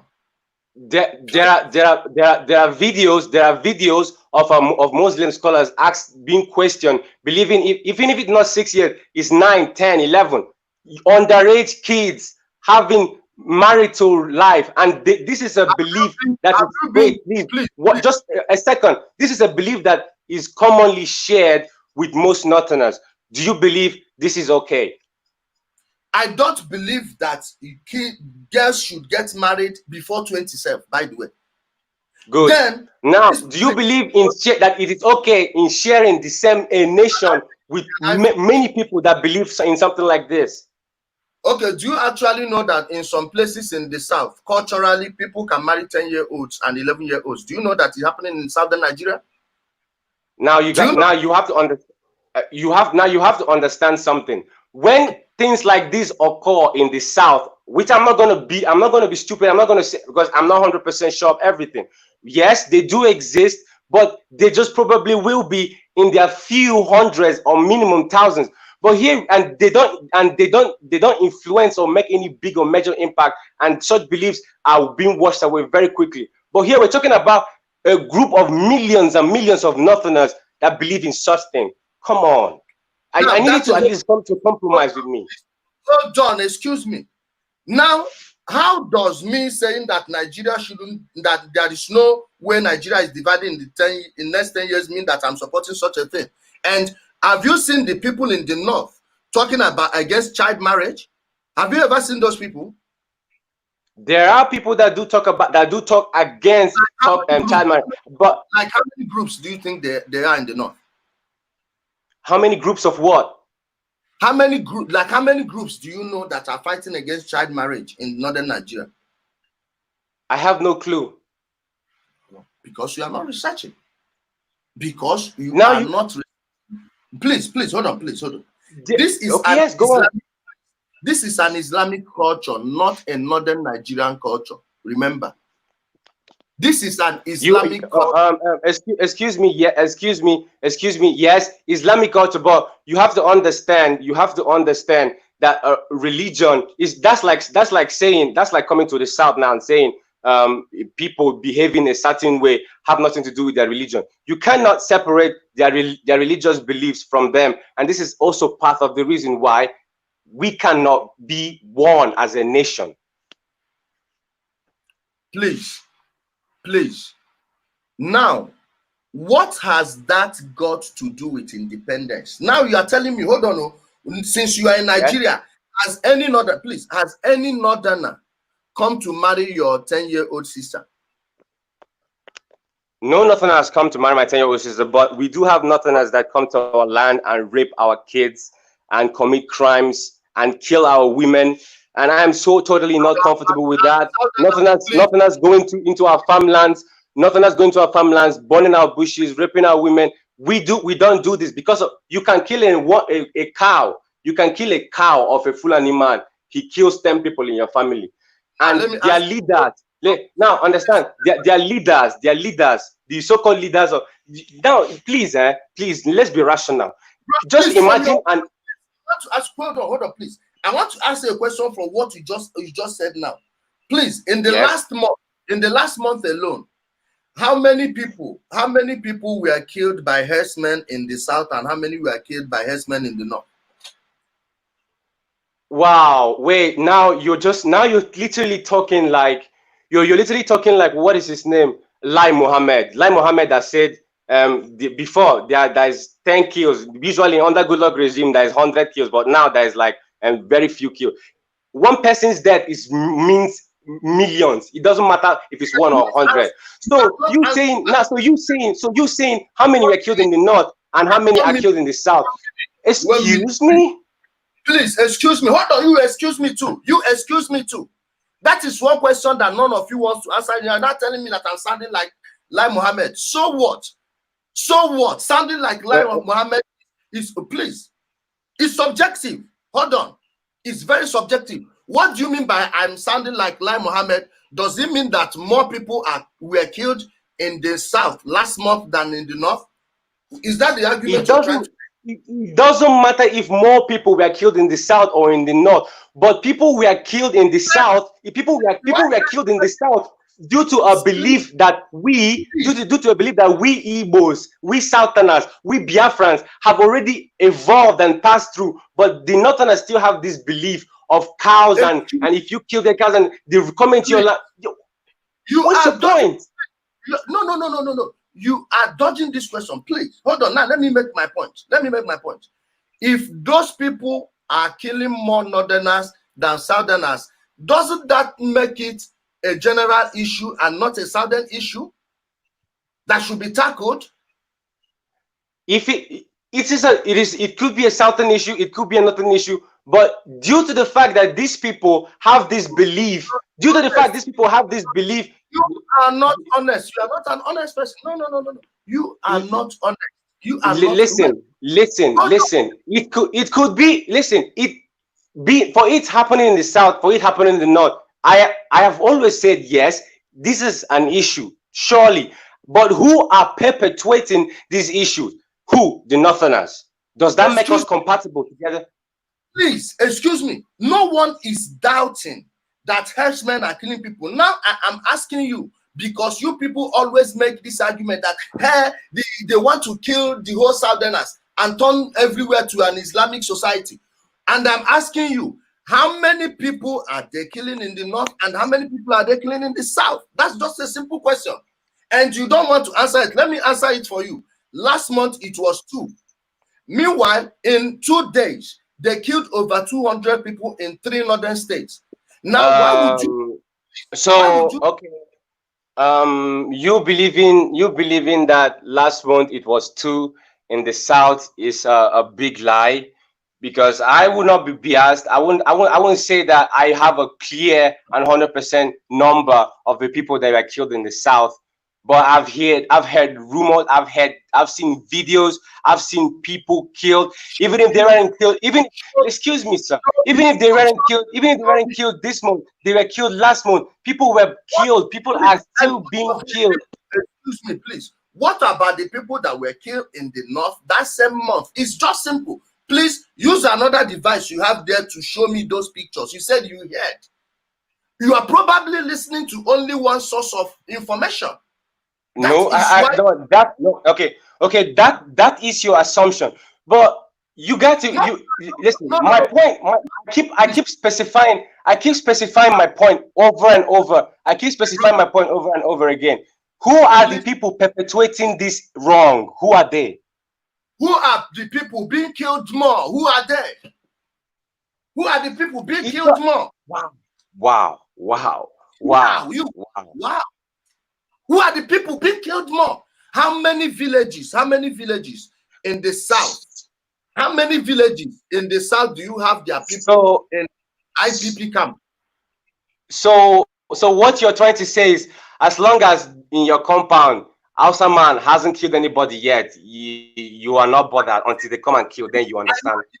I knew it will come to this. Are you seeing the cheap arguments you people always make? What do you mean cheap? What do you mean cheap? I can tell you that I saw a picture of a woman butchered. That one woman alone is enough. It's enough. There are probably more than 100 of them being. I keep here every day. We hear. I live when I was in Aba. Because I grew up in Aba. When I was in Aba, I keep hearing about. We lived near Fulani where they have their cow. They call it a slaughterhouse. When I was in Aba, because I lived in the city, they had this place called Slaughterhouse, and around that area, that every time I keep, as a kid, then tension about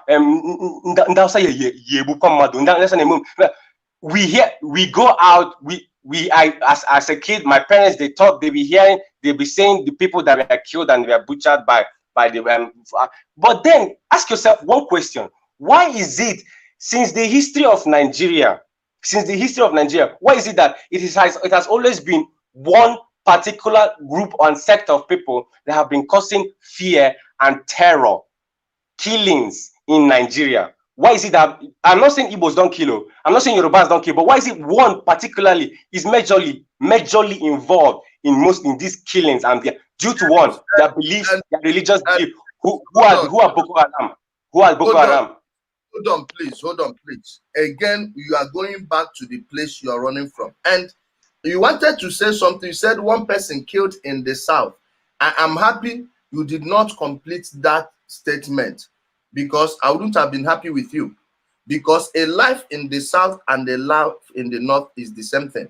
Now, exactly. Please hold on, please. Can you hold on?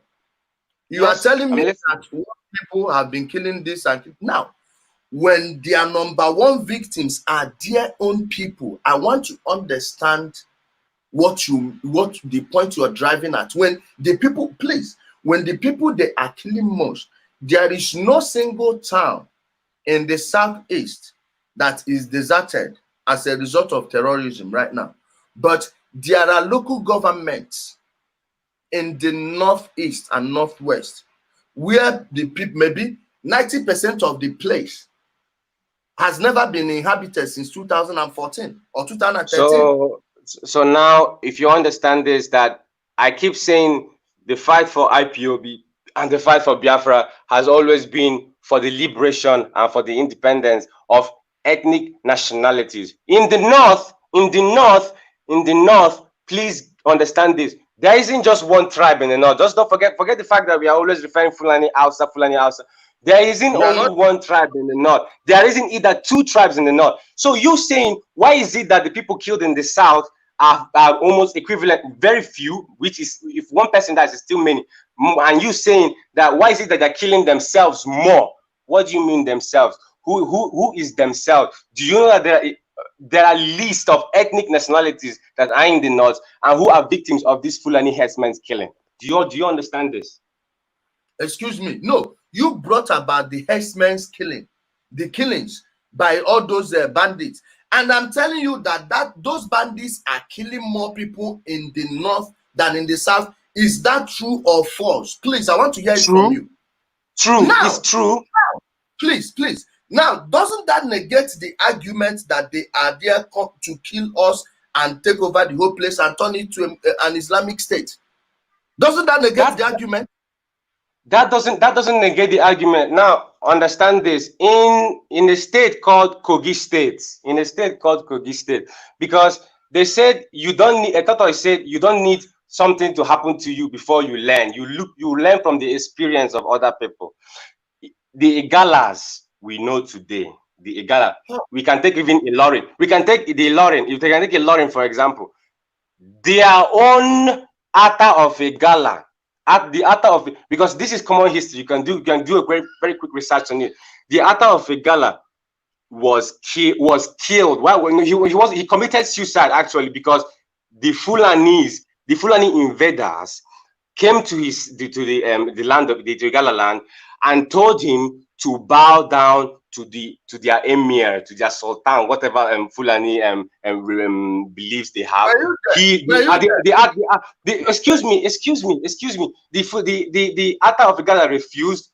He committed suicide. He died. Today, if you go to Igala land, excuse me, were you there when this thing happened? Who told you the thing? Where did you get it from? I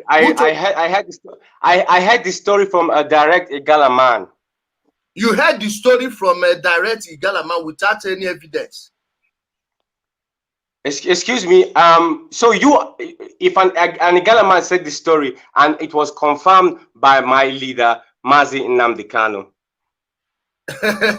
My brother, that is the more reason you should be very, very careful. When so you hear are you doubting? But are you doubting this fact? Because if you say it's not true, if you provide me with evidence and fact, I surrender. You see, I reason with logic. If you say it's not true, excuse me, please. You are submitting that, so you need to show me the evidence. The onus is not on me to show you the evidence.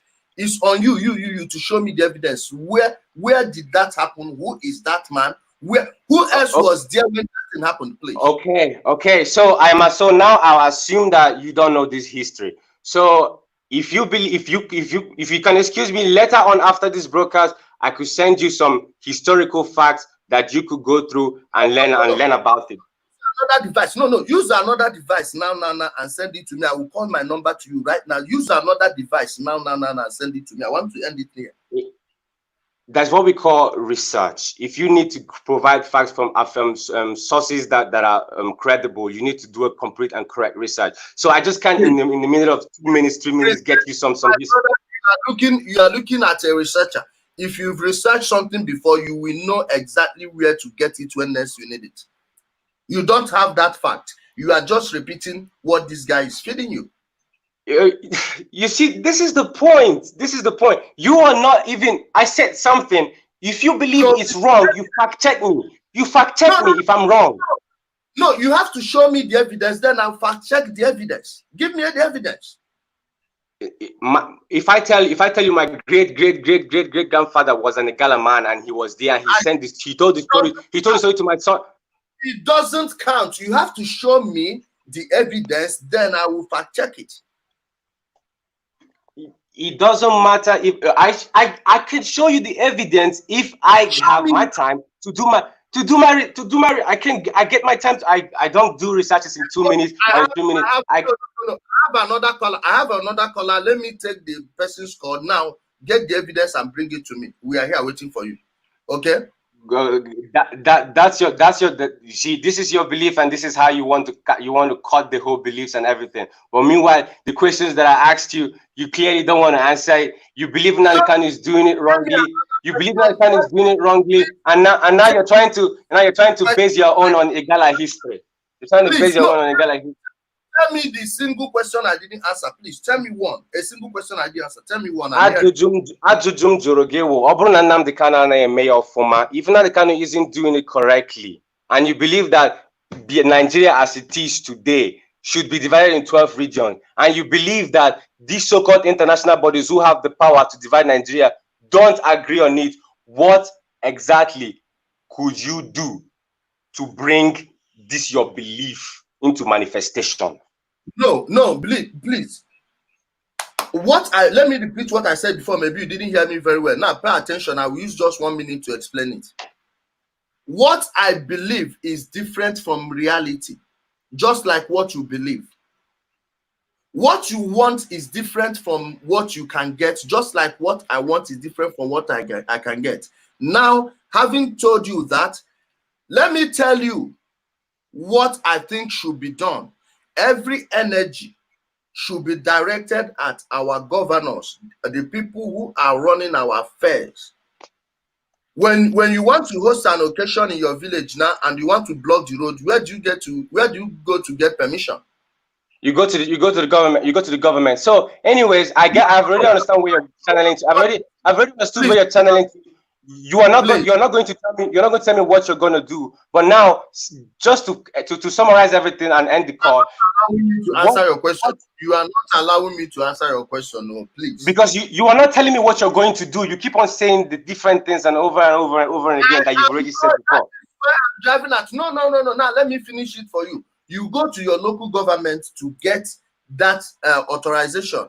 What does that tell you? That the person who should be in charge of your road is your local government chairman. Yes. Now, please, I'm coming now. Now, how do we make that local government system to work first? That is where the mission should begin. And if what is your own contribution into this, your mission, you believe? Have you started doing anything into this thing you mentioned now? Are you doing anything concerning it? Of course, and we are many in numbers. Under what organization are you fighting for your beliefs and for your? Does it really have to be under an organization? Please. So if someone is to voluntarily work with you or to know what more about your doing your whole and so how can we get any memo of what your whole work and your job and everything is all about? How can we know exactly? Please, you stay on the page. You check in every time, especially when it's election season. And what I am saying is a view shared by many Nigerians. In fact, shared by more Nigerians than the number of people who want to break the country. Believe me. Okay. Okay. That's your belief. So, to all those listening that still have doubts on Nnamdi Kanu's methods and his ideology, and I'm going to give a very quick summary of everything and the whole strategy of IPOB. Okay. So from everything I've understood and from everything I've learned so far, it is all first in stating a strong media. A strong media. In a situation whereby we have our own media, we have BBC, we have every newspaper carrying our news, we have Al Jazeera, we have many different newspapers carrying our news and portraying to the world what exactly is going on in Biafra land. Is a plus because the Nigerian government is totally not in accordance with it and wouldn't want anything going on in Biafra land to be exposed to the world. If you need proof, a proof has always been presented. You can easily tell the special advisor to Buhari has made the speech already, stating the work that IPOB has been doing, not just for Biafrans, for Christians, and for how much IPOB have been paying and contributing for everything. So someone will tell you this is fake news. Someone will tell you this is that. These are all facts. So having installed a strong media, having installed it because media is power. Having installed, excuse me, when I finish telling you everything, I'm almost done. You can then ask me a question. Having installed a strong media, you then go into international relations. International relation. The doubting Thomasis will ask you, where has Nnamdi Kanu gone? Who has he met? What has he signed? He said he went here. He said he went there. Good. He's been to places. He's been to places. I repeated it 3 times. He's been to places. He has met officials. He's met officials. He's done necessary things, and he is still doing necessary things for the liberation of Biafra. From what from what you were saying, sir, saying that the only way Biafra could break off from Nigeria is only from the Nigerian government, or maybe the president getting into power, getting the president, and all the other political. Yes, it is also a way. But when you realize that the people in power are not willing to do so, what do? You seek international. You seek international assistance. And how do you seek, and how do you seek international assistance? By with the media, and with also the diplomatic relations you have with the external bodies. That's how you get it. So, like, for all those having questions concerning this stuff, please, can you show me the bodies, please, my brother, please? You see all these things you just said. You just ran straight across the hall. Listen, please, can you tell me the international bodies in Nnamdi Kanu met, please? So from what you're saying, you're probably you're not following, or you are not either in a close ties with Nnamdi Kanu, and you're not in close ties with what he's doing. So one thing's for sure, and Nnamdi Kanu has always specifically said it, he alone knows. He alone knows how he will do it. And now they say there's an Igbo adage that says, but I do not specifically say it in Igbo, but you can be able to tell the fruits of someone's labor based on the fight he is fighting. The fight he is fighting for Biafra, how will you know if he's yielding any fruit? Based on what the Nigerian government are doing, based on how they are shaking, based on how their reports are. When they keep fighting for straightened IPOB organization, they know that what Nnamdi Kanu is doing, they know what IPOB is doing is causing issues. If you believe IPOB is not yielding any fruit, why is the government fighting IPOB? No. The government is not fighting IPOB. You know what? Many people are making money from the government, working, telling them that they are monitoring IPOB. Let me tell you what you don't know. And please, let's get back to what you were saying. Tell me the international bodies in Nnamdi Kanu met, and you're telling me that only he knows. Now, if he is the only one that knows, that means he is lying to you. And the officials you said he met, he hasn't met any single person of value. Okay? If you have any, you know, saying is different. If you have proof he hasn't met anybody, then you can clearly present. You know, there's something that goes on. There's something that goes on in this life, man. There's something that goes on. When somebody is fighting for something, he is pushing for it. If you believe that what he's doing is not wrong, present proof. Please, my brother, please. So it is my duty now to tell you whether or not to show you proof that Nnamdi Kanu didn't meet anyone, or is it on Nnamdi Kanu to say, when I went to the European Union, I met Manuel Barroso, or I met Donald Tusk, or I met Martin Schulz. He can't tell you. He can't tell you who he met. Listen, that's what we call confidential meeting. When you go into confidential meeting, there are some informations you cannot disclose due to who we are fighting. We are fighting a whole Nigerian government. We are fighting the whole Nigerian government, who have a budget of over $30 billion US.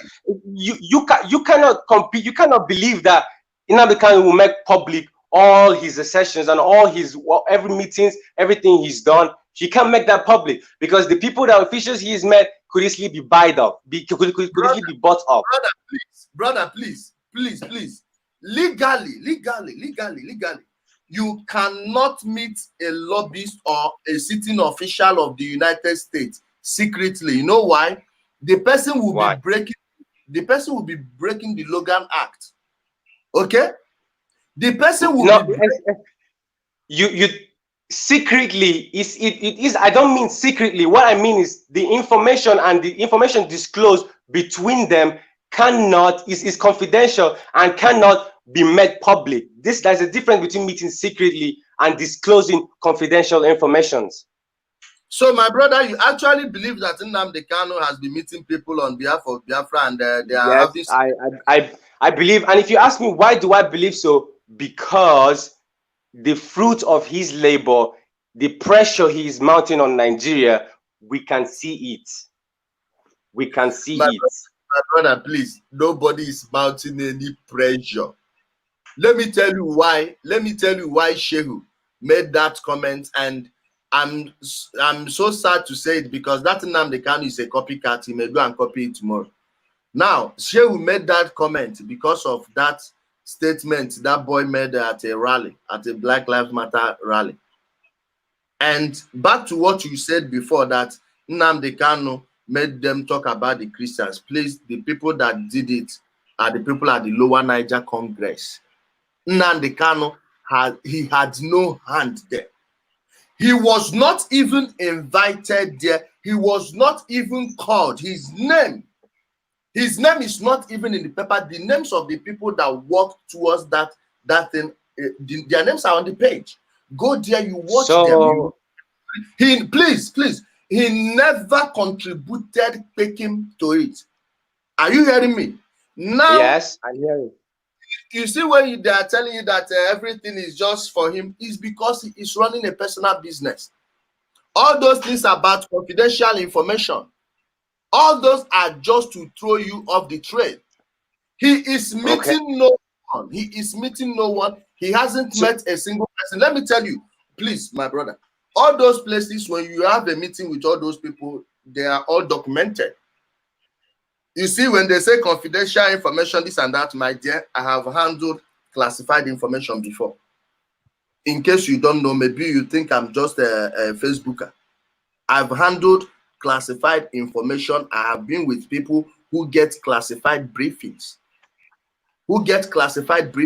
That one is a foul. It's not true. He has met no one. He is not working with a single person. If he is meeting any people, they will be shouting, they will be trumpeting it from the rooftop. See what they are doing to these people, see what they are doing to that people. And LNC were able to get there because they were talking about Christians. In my previous video, I've told them why LNC were able to get into that place. It has nothing to do with Nnamdi Kanu. And if he keeps on repeating that thing, just know that he has proven himself once again to be a criminal. He thrives on a stolen valor. You keep now you mentioned Nnamdi Kanu has nothing to do with it, despite he publicly posted a letter that he sent to the U.S. government, which we're totally gonna ignore that because that wasn't also anything. Please, my brother, please. Who sent a letter to the U.S. government? Nnamdi Kanu on the IPOB organization. Do you know that I can send a letter to the U.S. government? Was the letter wait, please, my brother.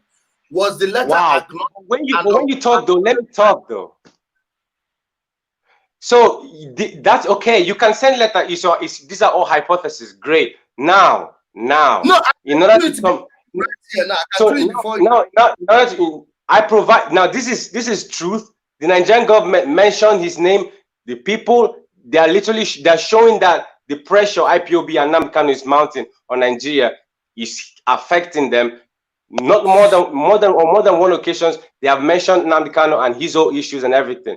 If you believe that it was LNC, that made the move for the United States government to make that speech and that statement pressing the Nigerian government concerning the killing of Christians, what is so difficult for whoever Tony Nnadi and the LNC met to publicly come up, because you believe nothing is confidential, because you believe that any meet, why don't they publicly come out and say the Nigerian government is wrong for saying this is not IPOB, this is under LNC? Why isn't there the people that the LNC have met, they believe they have done anything with, why don't they publicly come up and say they had no affiliations with the IPOB, they got nothing?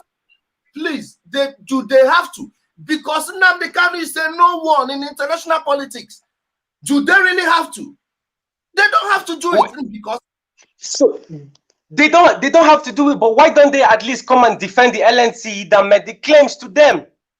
Why don't the LNC? Because this is a game of facts. This is a game of facts. If you believe Nnamdi Kanu didn't do anything, and he's claiming glory with his, he claims he's working with Nigerian government and everything. Why don't the people LNC met in America to come out and kuchitelu unde LNC one the maduna the people that what IPOB? Now, why would they elevate Nnamdi Kanu with a glorious reply? Why would they do that? He said nobody. They don't have any reason to do it. You know, they don't necessarily have to mention Nnamdi Kanu. All they have to say, in partnership with the LNC organization, due to the reports made or filed by the LNC, all they need to do is mention that. They don't even need to mention IPOB now. Just with the reports made by the LNC organization, blah, blah, blah. We believe the persecutions of Christians is wrong. That's all that is needed. You know this, I know this. So if we keep living on the conspiracies that now is not doing this, meanwhile, everybody's seeing the pressure is putting on Nigeria, and still we are not hearing anything from LNC or anything. So it's a game of beliefs. See to believe. My brother, the real conspiracy is you believing that Nnamdi Kanu is doing anything for you, that he's meeting people secretly. He is meeting no one. Take it from me. How can it be a conspiracy when Garbashew even posted it, mentioned IPOB? I saw it with my 2 eyes. How can it be a conspiracy? How can it be a conspiracy? How can it be a conspiracy when his house was invaded, 29 people killed, he was going to be killed? Now you keep mentioning he's in abroad, his family members are in abroad. He's after you even mentioned his sister is in the police force. How can he be fighting for Biafra? His sister is the police force. Does not kind of have pilot the affairs of his sister? If his sister is in support of what Nigeria is, not kind of have the power to force. Does he force anybody? You keep mentioning that Nnamdi is in abroad fighting for Biafra. He's not in Nigeria. If Nnamdi is in abroad fighting for Biafra when not in Nigeria, is it out of his choice that he went abroad, or didn't you know that his house was invaded? People were killed. The videos are there, but you will say now, and what videos? People that are there are not real. Right? People were killed. It was shown. His house was invaded. Why would the Nigerian government invade his house to kill him? Why do you people, please, why do you people keep jumping from one question to another, from one topic? Please, when did I say that the people that were killed there were not real? Did I make that comment? You didn't make the comment, but you might eventually make the comment because you're literally saying that the kind of fight. You're literally saying that the Kanu is fighting in abroad. Meanwhile, he's supposed to be in Nigeria. Meanwhile, you know people were killed in his land. People came to his house to kill him. And please, what has that got to do with people? The people who were killed being real or not? What has this got? What is the? I want to know the correlation between the two words now, please. This is an hypothesis when you because you are literally saying that Nnamdi Kanu. You're literally saying that Nnamdi Kanu is supposed to be in Nigeria fighting. So obviously you are totally ignoring the fact that people were killed. That's why I said maybe you might believe that people were not even really killed. Who knows? So if you believe, okay, you believe that they were really killed, it's okay. Hold on. You heard when I said that Nnamdi Kanu is not in Nigeria. Then you didn't hear where I said that he allowed innocent people to be killed and he ran away. You didn't hear that one. So you didn't hear from the beginning when I was, see, everything I'm doing here is just for the people that are wasting their lives, okay? So why would you even as I'm going to say that people, when I've not even said it? You see, if I didn't bring, please, if I didn't bring so were you there? Were you there when those innocent people were killed? Were you there? What if those innocent people prefer to have their leader alive to fight another day, and they prefer to give their own life for the cause of this Biafra? Were you there? That's the question I'm asking. Because you said that he preferred, as if he put gun to their head, say all of you must stay and die. As if Nnamdi Kanu is forcing people to go out and protest. People, as if he's forcing anybody. Is he forcing anybody? He isn't pointing on anybody. He isn't forcing you. He isn't threatening you. These people are doing it out of their own hand, out of what they believe. Let me ask you one question. How many pastors point a gun to your head to make you give them tithe and offering? To make me How many pastors point a gun at your head to make you give them tithes and offering? No pastor pointed gun to my head, and I give tithe and offering if I have, and if I believe that I can give, I give. Okay. Do you know why you're giving the tithe? I pay tithes to the church because it's mentioned in the Bible. When the Bible has done the work for the pastor, have you seen that the pastor don't really need to put a gun to your head? Because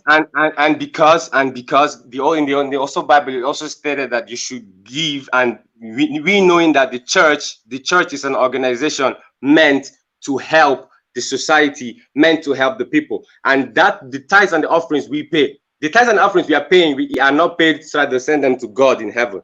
They are sent, they are paid in order to help the poor and the needy. This is what you were told, right? Which is true, morally true. You don't need to be taught that. You don't need to be taught that you paying in order to contribute for the welfareness of others is wrong. You don't need to be taught this. I will end the argument there. Thank you, my brother, for your wonderful contribution. Thank you so much for stopping.